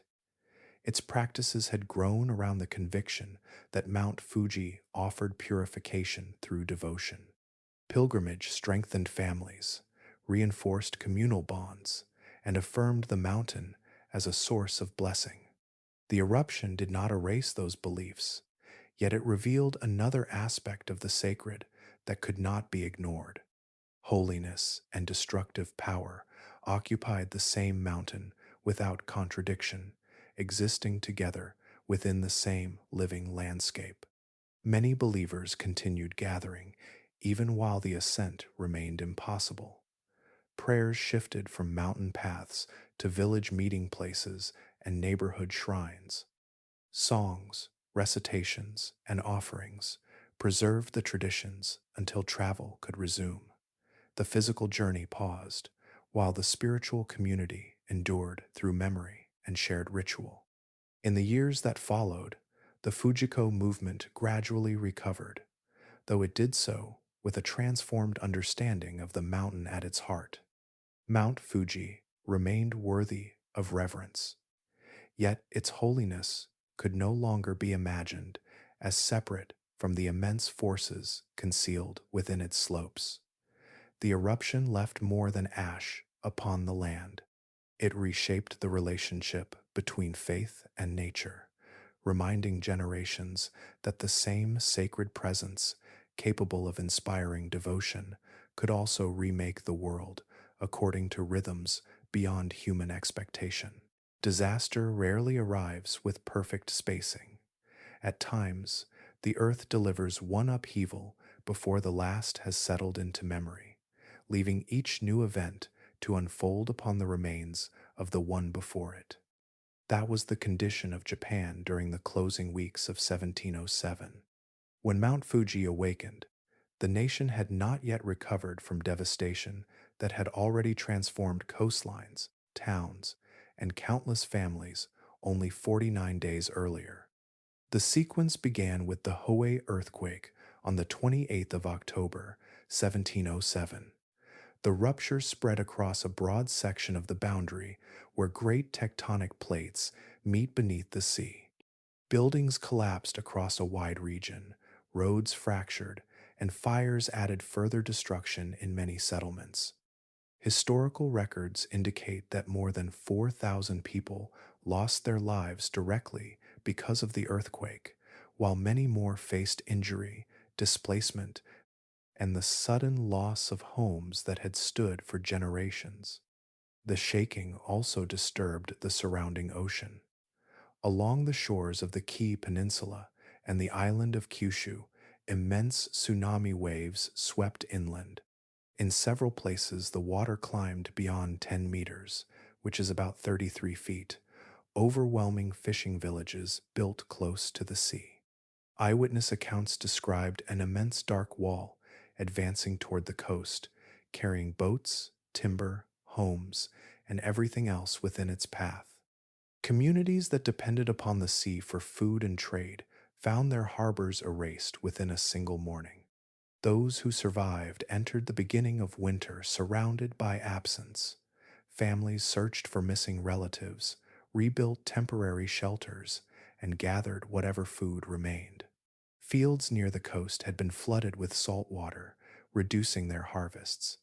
Trade routes operated only unevenly, while local officials struggled to measure losses spread across hundreds of kilometers, which is about 124 miles.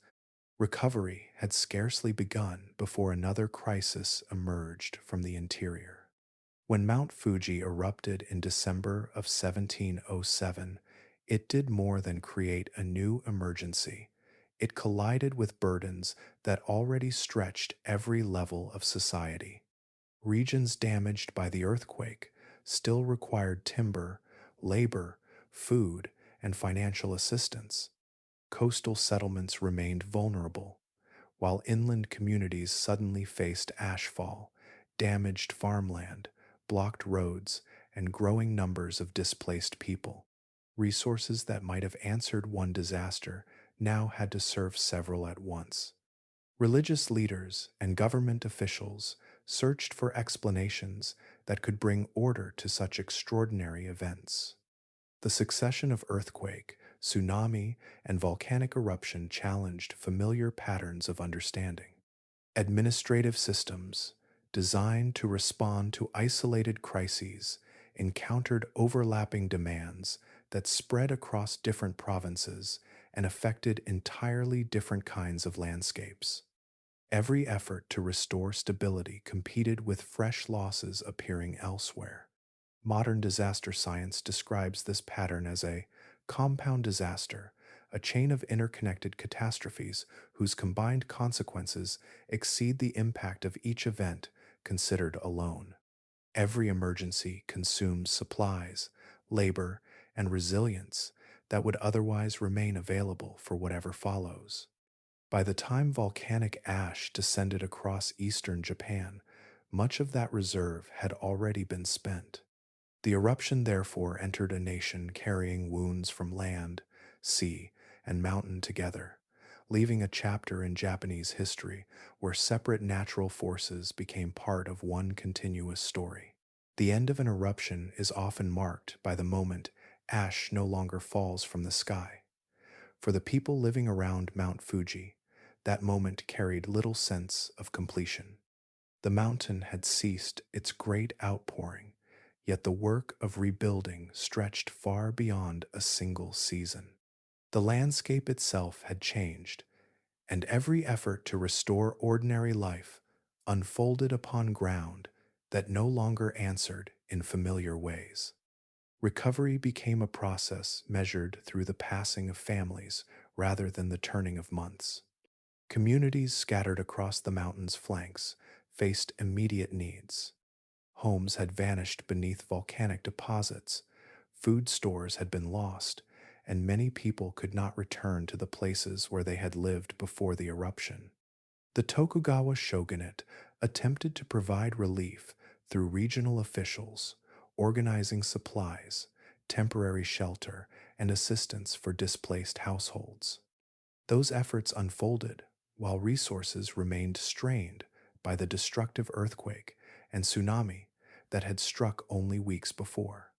Every shipment of grain, timber, or labor had to be divided among disasters that were still unfolding together. The greatest challenge lay within the fields. Thick blankets of tephra buried fertile soil beneath layers that could exceed 1 meter, which is about 3 feet, and in some places reached several meters, which is about 10 feet or more.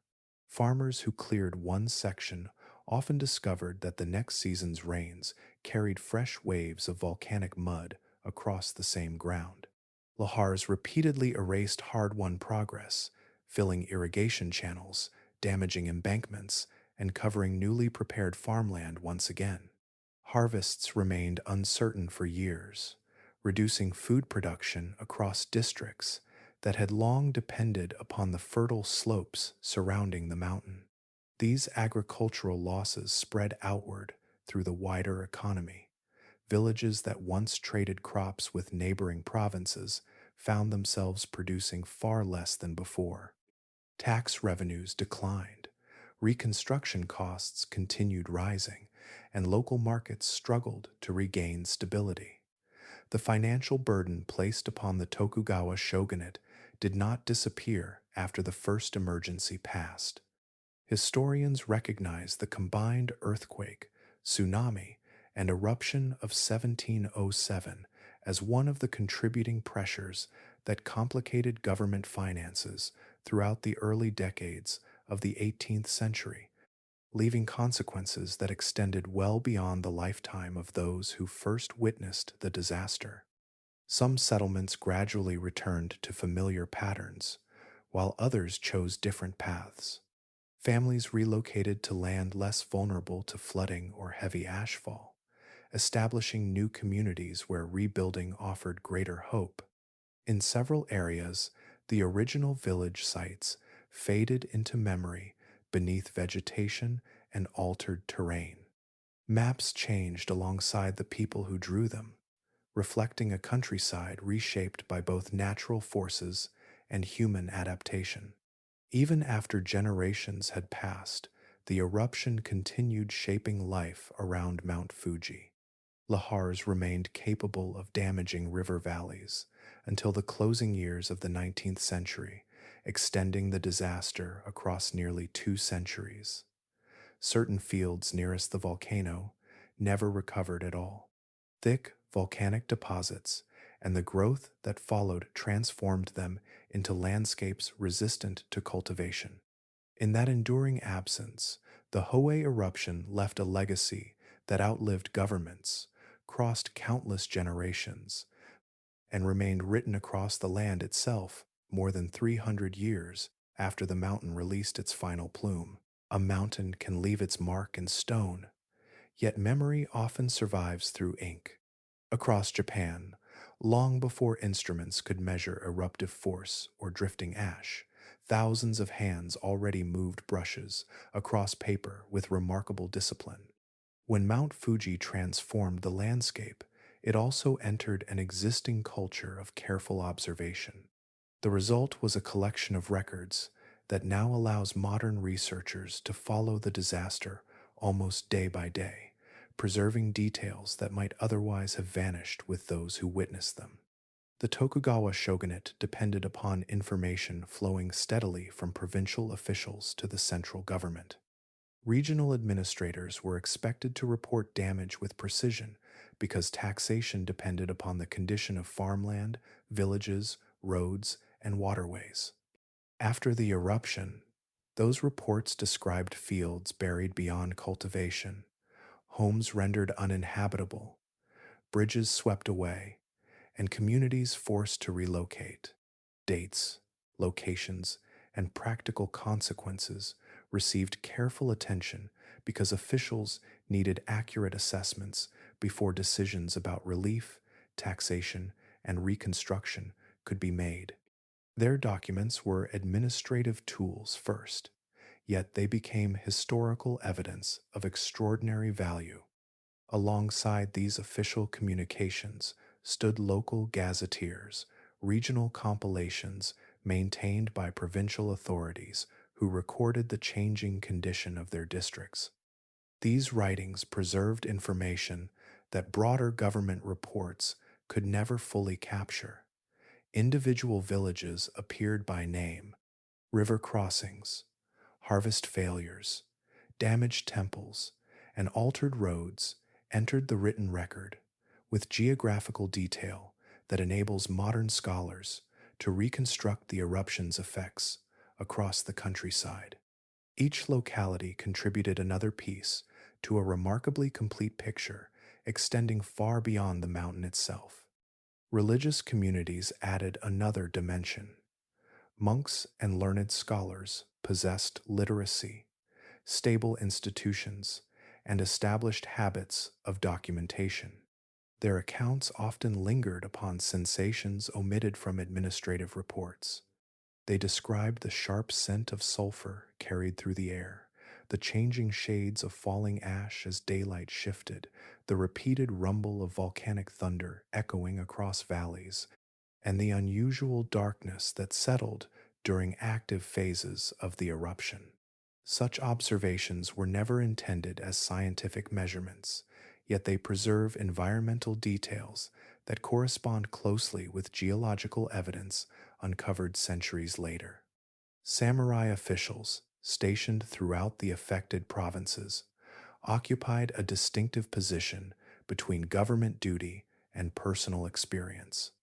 Their reports recorded damaged transport routes, disrupted communication, shortages of provisions, and the movement of displaced families. At the same time, many writings conveyed the extraordinary character of the unfolding event through restrained descriptions rooted in direct observation. Personal impressions appeared alongside inventories of losses, creating documents that joined administrative necessity with human testimony without sacrificing reliability. A striking feature unites nearly all of these sources. They were created to solve immediate problems, fulfill official obligations, or preserve religious observations. Their authors were not attempting to compose dramatic histories for future generations. That practical purpose reduced opportunities for embellishment, leaving records grounded in events unfolding before their eyes. Modern geoscientists compare these written accounts with volcanic deposits, confirming that many descriptions align closely with physical evidence preserved within the Earth itself. For that reason, the Hōei eruption stands among the best documented volcanic disasters of the pre-industrial world. Careful bureaucrats, devoted monks, regional scholars, and observant samurai together produced an enduring archive, allowing the mountain's story to be read through both the landscape it reshaped and the pages that survived beside it. Centuries can separate an event from the science that eventually explains it. The people who filled pages with observations during the Hōei eruption could not have imagined that their careful notes would one day become essential evidence for researchers studying volcanic systems. Their reports endured through archives, temples, government collections, and local histories, waiting for a discipline that had not yet been born. When modern volcanology finally emerged, those preserved words became companions to the layers of ash resting across the landscape. Geologists examining the deposits around Mount Fuji discovered that the eruption had left a remarkably detailed sequence within the ground itself. Distinct layers of tephra revealed repeated pulses of activity, each preserving differences in grain size, mineral composition, and distribution.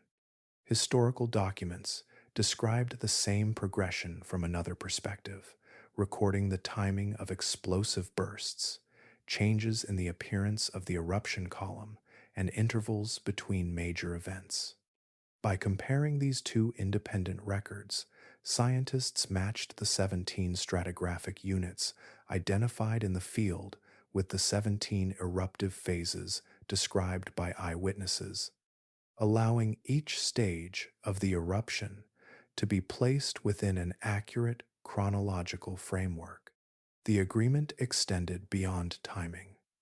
Observers recorded that the falling ash changed from pale shades to darker material as the eruption evolved.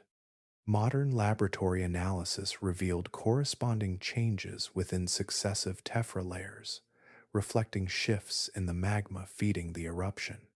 What appeared to witnesses as changing colors in the sky became, through geological investigation, evidence of evolving eruptive conditions.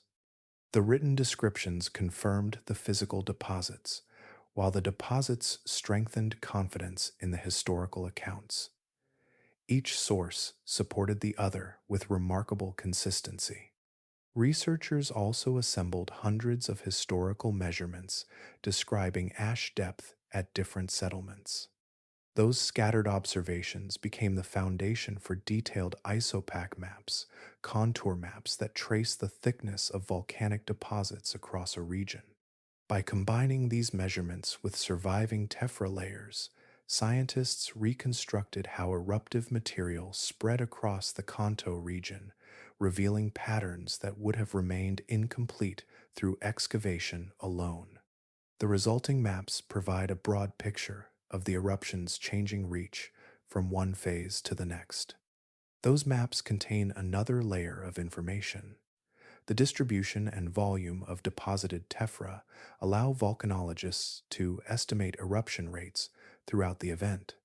From those calculations, they can infer the changing height of the eruption column as activity strengthened or weakened across the 16 days of explosive activity. Instead of viewing the eruption as a single outburst, researchers now follow it almost moment by moment, watching its intensity rise and fall through evidence preserved in both earth and manuscript. Historical observations have contributed even to modern atmospheric science. The documented travel time of approximately 2.5 hours between the first explosions at Mount Fuji and ash reaching Edo aligns closely with reconstructed wind speeds of approximately 11 to 14 meters per second at the Kal altitude where the ash drifted. These measurements provide an important benchmark for atmospheric transport models that forecast volcanic ash movement today, supporting aviation safety and emergency planning during future eruptions. The people who recorded the Hōei eruption sought practical understanding of the world unfolding around them. Their careful observations ultimately became something far greater, transforming a catastrophe remembered through experience into one of the strongest scientific foundations for understanding explosive volcanism in the modern age. The passage of centuries can create an illusion that a mountain has finished speaking. Forests return, villages flourish, roads cross old deposits, and each passing generation grows farther removed from the memory of falling ash. Mount Fuji has stood in this state Since the final moments of the Hōei eruption, its slopes appearing unchanged through the rhythm of countless seasons. As of the year 2026, 318 years have passed since the last eruption ended on the 24th of February, 1708. For human memory, that span feels immense. For a volcano, it is only another interval within a much longer story. Geologists do not describe Mount Fuji as dormant. The Japan Meteorological Agency classifies it as an active volcano because the conditions that created its eruptions remain present beneath the surface. More than 20 seismic monitoring stations surround and observe the mountain, recording tiny vibrations that reveal movement deep within its interior. Instruments measure earthquakes too small for people to notice, allowing researchers to build an ongoing picture of changes occurring far below the familiar outline that dominates the horizon. Those observations point toward a system that remains alive. Mount Fuji still rises above the meeting place of the Eurasian Plate, the Okhotsk Plate, and the Philippine Sea Plate. These immense sections of Earth's outer shell continue their gradual motion exactly as they have for roughly 100,000 years, which is about 62,000 miles of cumulative plate motion at typical rates over geological time, is not meaningful. So scientists instead focus on their persistent interaction rather than total distance traveled. Their movement continually reshapes stresses within the crust, supplying the conditions that have repeatedly generated magma beneath the mountain throughout its history. Modern investigations have strengthened that understanding. During 2012, measurements of subsurface pressure indicated that the magmatic system remained active and pressurized rather than cooling into permanent inactivity. Such findings do not suggest that an eruption is imminent. They demonstrate only that the plumbing system responsible for past eruptions still exists and continues to store energy beneath the volcano. The engine has not vanished, even though the landscape above it appears calm. Another reminder arrived after the Great Tohoku earthquake of 2011, the most powerful earthquake ever recorded in Japan. Monitoring stations around Mount Fuji detected measurable changes in subsurface stress following that event. Researchers concluded that portions of the volcanic dike system had become less tightly compressed, an effect sometimes described as unclamping. The observation echoed the relationship reconstructed for the Hōei eruption, where a major earthquake altered stresses within the crust before volcanic activity followed weeks later. Even so, no eruption occurred, illustrating that stress changes alone are only one part of a far more complex system. Scientists also monitor carbon dioxide rising from deeper portions of the volcano because variations in volcanic gases can provide clues about magma movement. Thus far, those measurements have not displayed the sustained increase expected before a major eruption. Even with that reassuring evidence, surveillance never stops. The geological setting that produced the Hōei eruption has not disappeared. It has remained inactive for a prolonged interval. Modern scientific consensus reflects both confidence and humility. Researchers understand Mount Fuji far better than any previous generation, yet no existing technology can determine the exact moment when its next eruption will begin. Whenever that day arrives, the mountain will awaken within one of the world's most densely populated and technologically connected regions, reminding humanity that even the most carefully watched volcano still keeps part of its future beyond prediction. Distance alone offers little comfort when a volcanic column rises high enough to hand its ash to the upper atmosphere. Mount Fuji stands about 100 kilometers from central Tokyo, which is about 62 miles, and that separation is well within the reach demonstrated by the Hōei eruption.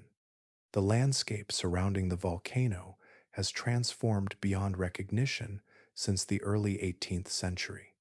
Fields and castle towns have become one of the most densely populated urban regions on Earth, where millions of lives depend upon tightly connected systems that function with remarkable precision every day. During the Hōei eruption, the population exposed to the broad effects of falling ash numbered only a few million people. Today, the greater Tokyo metropolitan region alone is home to roughly 37 million residents. That immense concentration of people exists within range of an active volcano whose previous Plinian eruption unfolded during recorded history. Mount Fuji remains classified as an active volcano because the geological processes that created it continue beneath the surface, even though centuries have passed since its last eruption. Modern emergency planners have explored what could happen if an eruption matching the Hōei event occurred under comparable wind conditions.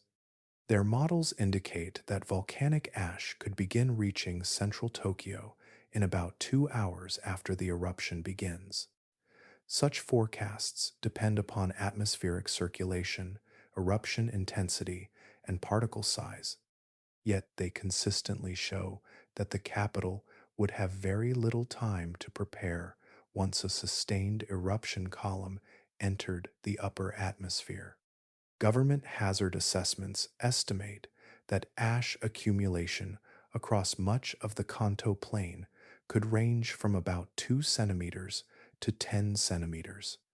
In parts of western Tokyo, deposits approaching 30 centimeters have also been considered possible under unfavorable conditions. Even comparatively thin layers create widespread disruption. Fine volcanic ash becomes extremely slippery when mixed with rain, clogs machinery, reduces visibility, damages engines, and spreads into buildings through the smallest openings. Transportation would likely experience some of the earliest consequences. Studies have shown that roughly 1 millimeter of wet volcanic ash can interfere with railway operations, bringing extensive networks to a halt while tracks and electrical equipment are inspected and cleared. Airports serving Tokyo would also suspend operations because volcanic ash poses a serious hazard to aircraft engines and flight safety. Roads could become increasingly difficult to use as ash accumulated, delaying emergency vehicles and slowing the movement of essential supplies across the region. Modern infrastructure introduces challenges that communities in 1707 never faced. Electrical substations, communication networks, water treatment facilities, distribution centers, hospitals, and data systems all rely upon uninterrupted power and dependable transportation. Wet volcanic ash can conduct electricity, increasing the likelihood of equipment failures and localized power interruptions. Water supplies require additional treatment when ash enters reservoirs, while food deliveries become more difficult if transportation corridors are disrupted across a metropolitan area serving tens of millions of people. Economic studies estimate that losses from a Hōei-scale eruption affecting modern Tokyo could reach hundreds of billions of dollars. Those figures describe financial costs, yet they capture only part of the story. The greater challenge lies in sustaining daily life for an enormous population while ash continues drifting across the region, settling upon streets, rooftops, railways, reservoirs, and every connected system that allows one of the world's largest cities to function beneath the enduring presence of Mount Fuji. Preparation often begins long before danger appears. Around Mount Fuji, that preparation now unfolds through planning meetings, computer models, emergency exercises, and public guidance shaped by lessons gathered across centuries. The volcano has shown no immediate sign that an eruption is approaching, Yet the possibility remains part of daily scientific and governmental planning because the geological system beneath the mountain continues to exist, unchanged by the passing of time. During August of 2025, the Tokyo Metropolitan Government released a computer generated simulation illustrating how a modern eruption of Mount Fuji could affect the capital. Produced for Japan's Volcanic Disaster Preparedness Day, the presentation followed the imagined movement of ash from the volcano toward the metropolitan region. District by district, it depicted transportation slowing to a stop, electrical services becoming unreliable in some areas, and airborne ash spreading across neighborhoods within only a few hours. Its message remained measured throughout, emphasizing that an eruption could begin with little practical warning despite continuous monitoring. Those public demonstrations formed only one part of a broader effort. In March of 2026, the Cabinet Office joined with the Tokyo Metropolitan Government to convene the first meeting of a council dedicated specifically to volcanic ash response. Representatives from Tokyo, Saitama, Chiba, and Kanagawa gathered alongside railway operators, electric power providers, telecommunications companies, and other organizations whose services support daily life across the metropolitan region. Their purpose was not to predict an eruption, but to coordinate how essential systems could continue functioning if ash began falling across one of the world's largest urban areas. National emergency guidance has also evolved to reflect this possibility. Households are encouraged to maintain approximately 2 weeks of essential supplies, so temporary disruptions to transportation or deliveries do not immediately become personal emergencies.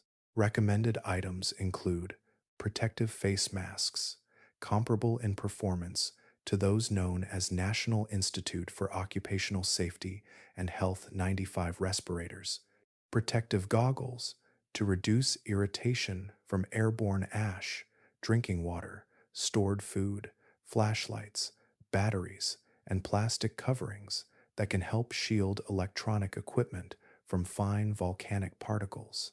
Preparation extends well beyond individual homes. Disaster reduction programs continue incorporating scenarios based specifically upon a future Mount Fuji eruption, allowing officials to examine how transportation, communication, healthcare, and public utilities might respond under different ash fall conditions. Railway companies evaluate methods for inspecting tracks and electrical equipment, while logistics firms examine alternate delivery routes that could remain usable if major corridors become restricted. Electric utilities and telecommunications providers likewise refine continuity plans intended to reduce interruptions and restore services as efficiently as conditions permit. These efforts do not reflect a belief that an eruption is imminent. Mount Fuji remains at the lowest official volcanic alert level, and monitoring has detected no pattern indicating that an eruption is about to begin. Preparation instead rests upon a straightforward understanding of geological uncertainty. The same mountain that remained inactive for more than 3 centuries still contains an active magmatic system, and present science cannot determine the exact day when conditions might eventually align once again. For a metropolitan region of roughly 37 million people, careful planning has become another form of resilience, shaped not by certainty, but by respect for the enduring rhythms of the earth. Some events leave marks upon roads, forests, and buildings. Others reshape the way an entire civilization understands the land beneath its feet. The Hōei eruption belonged to the second kind. When the mountain finally settled after its weeks of unrest, the ash did more than cover villages and fields.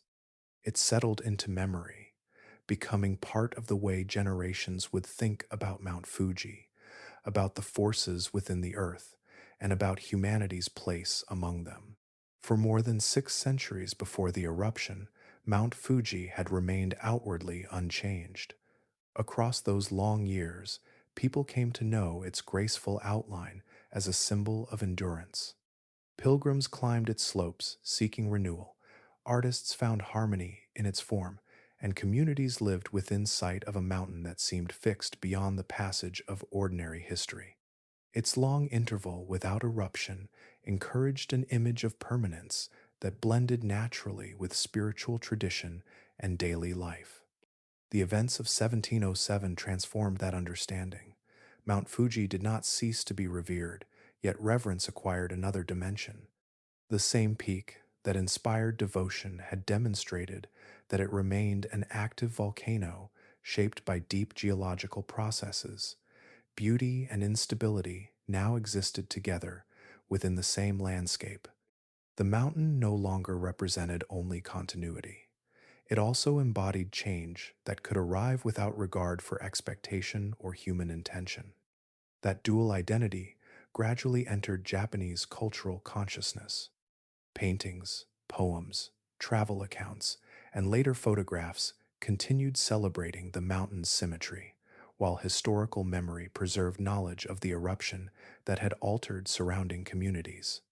Neither image erased the other. Instead, admiration and respect became intertwined, reflecting an understanding that remarkable landscapes often possess histories extending far beyond a single human lifetime.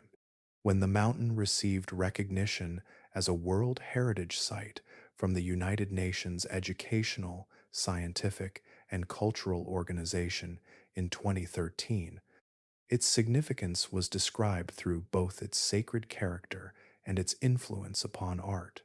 Those two qualities stand together with unusual harmony. The spiritual meaning of Mount Fuji cannot be separated from the knowledge that it is also a living volcano. Its cultural importance grew alongside an awareness that natural beauty and geological power may occupy the same place without contradiction. The legacy of the Hōei eruption also strengthened a broader tradition that has shaped Japan through succeeding centuries. Repeated encounters with earthquakes, tsunamis, typhoons, and volcanic eruptions encouraged habits of preparation, careful observation, and institutional memory.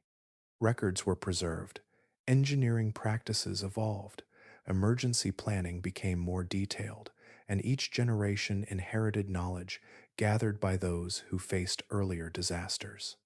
Experience accumulated instead of fading, allowing past events to inform future decisions. That inheritance remains visible today.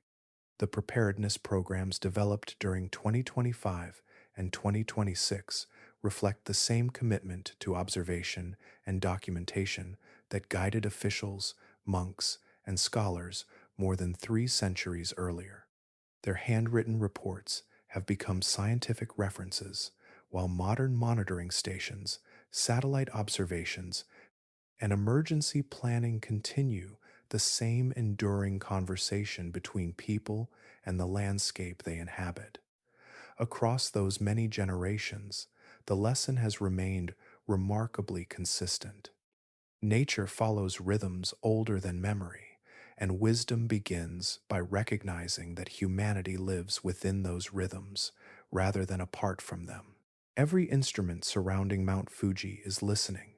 Seismic stations record faint vibrations beneath the volcano. Satellite observations detect subtle shifts across its slopes. Sensors measure gases rising from deep within the mountain. Together, they produce an uninterrupted stream of information, revealing far more than anyone living in 1707 could have imagined. Even with all this knowledge, one question remains beyond the reach of present science. No one can determine when Mount Fuji will erupt again. Modern volcanology has transformed the understanding of volcanic systems. Researchers can identify magma movement, detect changes in underground pressure, and recognize patterns that often appear before eruptions elsewhere in the world. These advances have greatly improved hazard assessment and emergency planning. They have also revealed that volcanoes rarely follow identical paths. Each system responds to its own internal conditions, making every future eruption a unique event rather than the repetition of an earlier one. The great earthquake that struck northeastern Japan in 2011 offered an important example of that uncertainty. Measurements showed that the earthquake altered stresses within Mount Fuji's subsurface. Certain portions of the volcanic plumbing system experienced changes similar to those that scientific models associate with conditions preceding the Hōei eruption. Earlier sections traced how a major earthquake was followed by eruption after 49 days in 1707. During 2011, however, the mountain remained unchanged. The expected sequence never unfolded. That contrast has become one of the most valuable lessons in contemporary volcanology. Geological conditions capable of encouraging an eruption do not guarantee that magma will rise to the surface. Pressure may accumulate, fractures may develop, and gases may circulate through the volcanic system without crossing the final threshold that produces an eruption. At another time, a different combination of processes may reach that threshold with fewer obvious warning signs. The boundary between stability and eruption remains extraordinarily difficult to define. The passage of time offers no dependable guide either. The 318 years since the last eruption are meaningful within human history, yet they represent only a brief interval in the lifespan of a volcano. The 624-year pause before 1707 did not signal that Mount Fuji had become extinct. It marked an interval between major eruptive episodes. Geological records reveal that such intervals vary greatly, shaped by processes unfolding far beyond direct observation. Scientists therefore describe probability instead of certainty. They know the Eurasian plate, the Okhotsk plate, and the Philippine Sea plate continue moving beneath central Japan. They know magma still exists within the volcanic system. They know carbon dioxide continues escaping from deep sources, and monitoring has detected no sustained pattern indicating that an eruption is immediately approaching. Those observations provide essential guidance while also defining the limits of current understanding. The story therefore arrives at a place where knowledge and uncertainty exist together. Mount Fuji is watched more carefully than at any moment in its history. The forces that created it continue their work beneath the surface, following rhythms measured across thousands of years. Science can explain why the volcano exists, how it behaved before, and what signs deserve careful attention. The moment of its next awakening remains unwritten, resting within processes that the Earth still keeps to itself. Morning light still reaches the summit of Mount Fuji before spreading across the plains below, much as it did in 1707.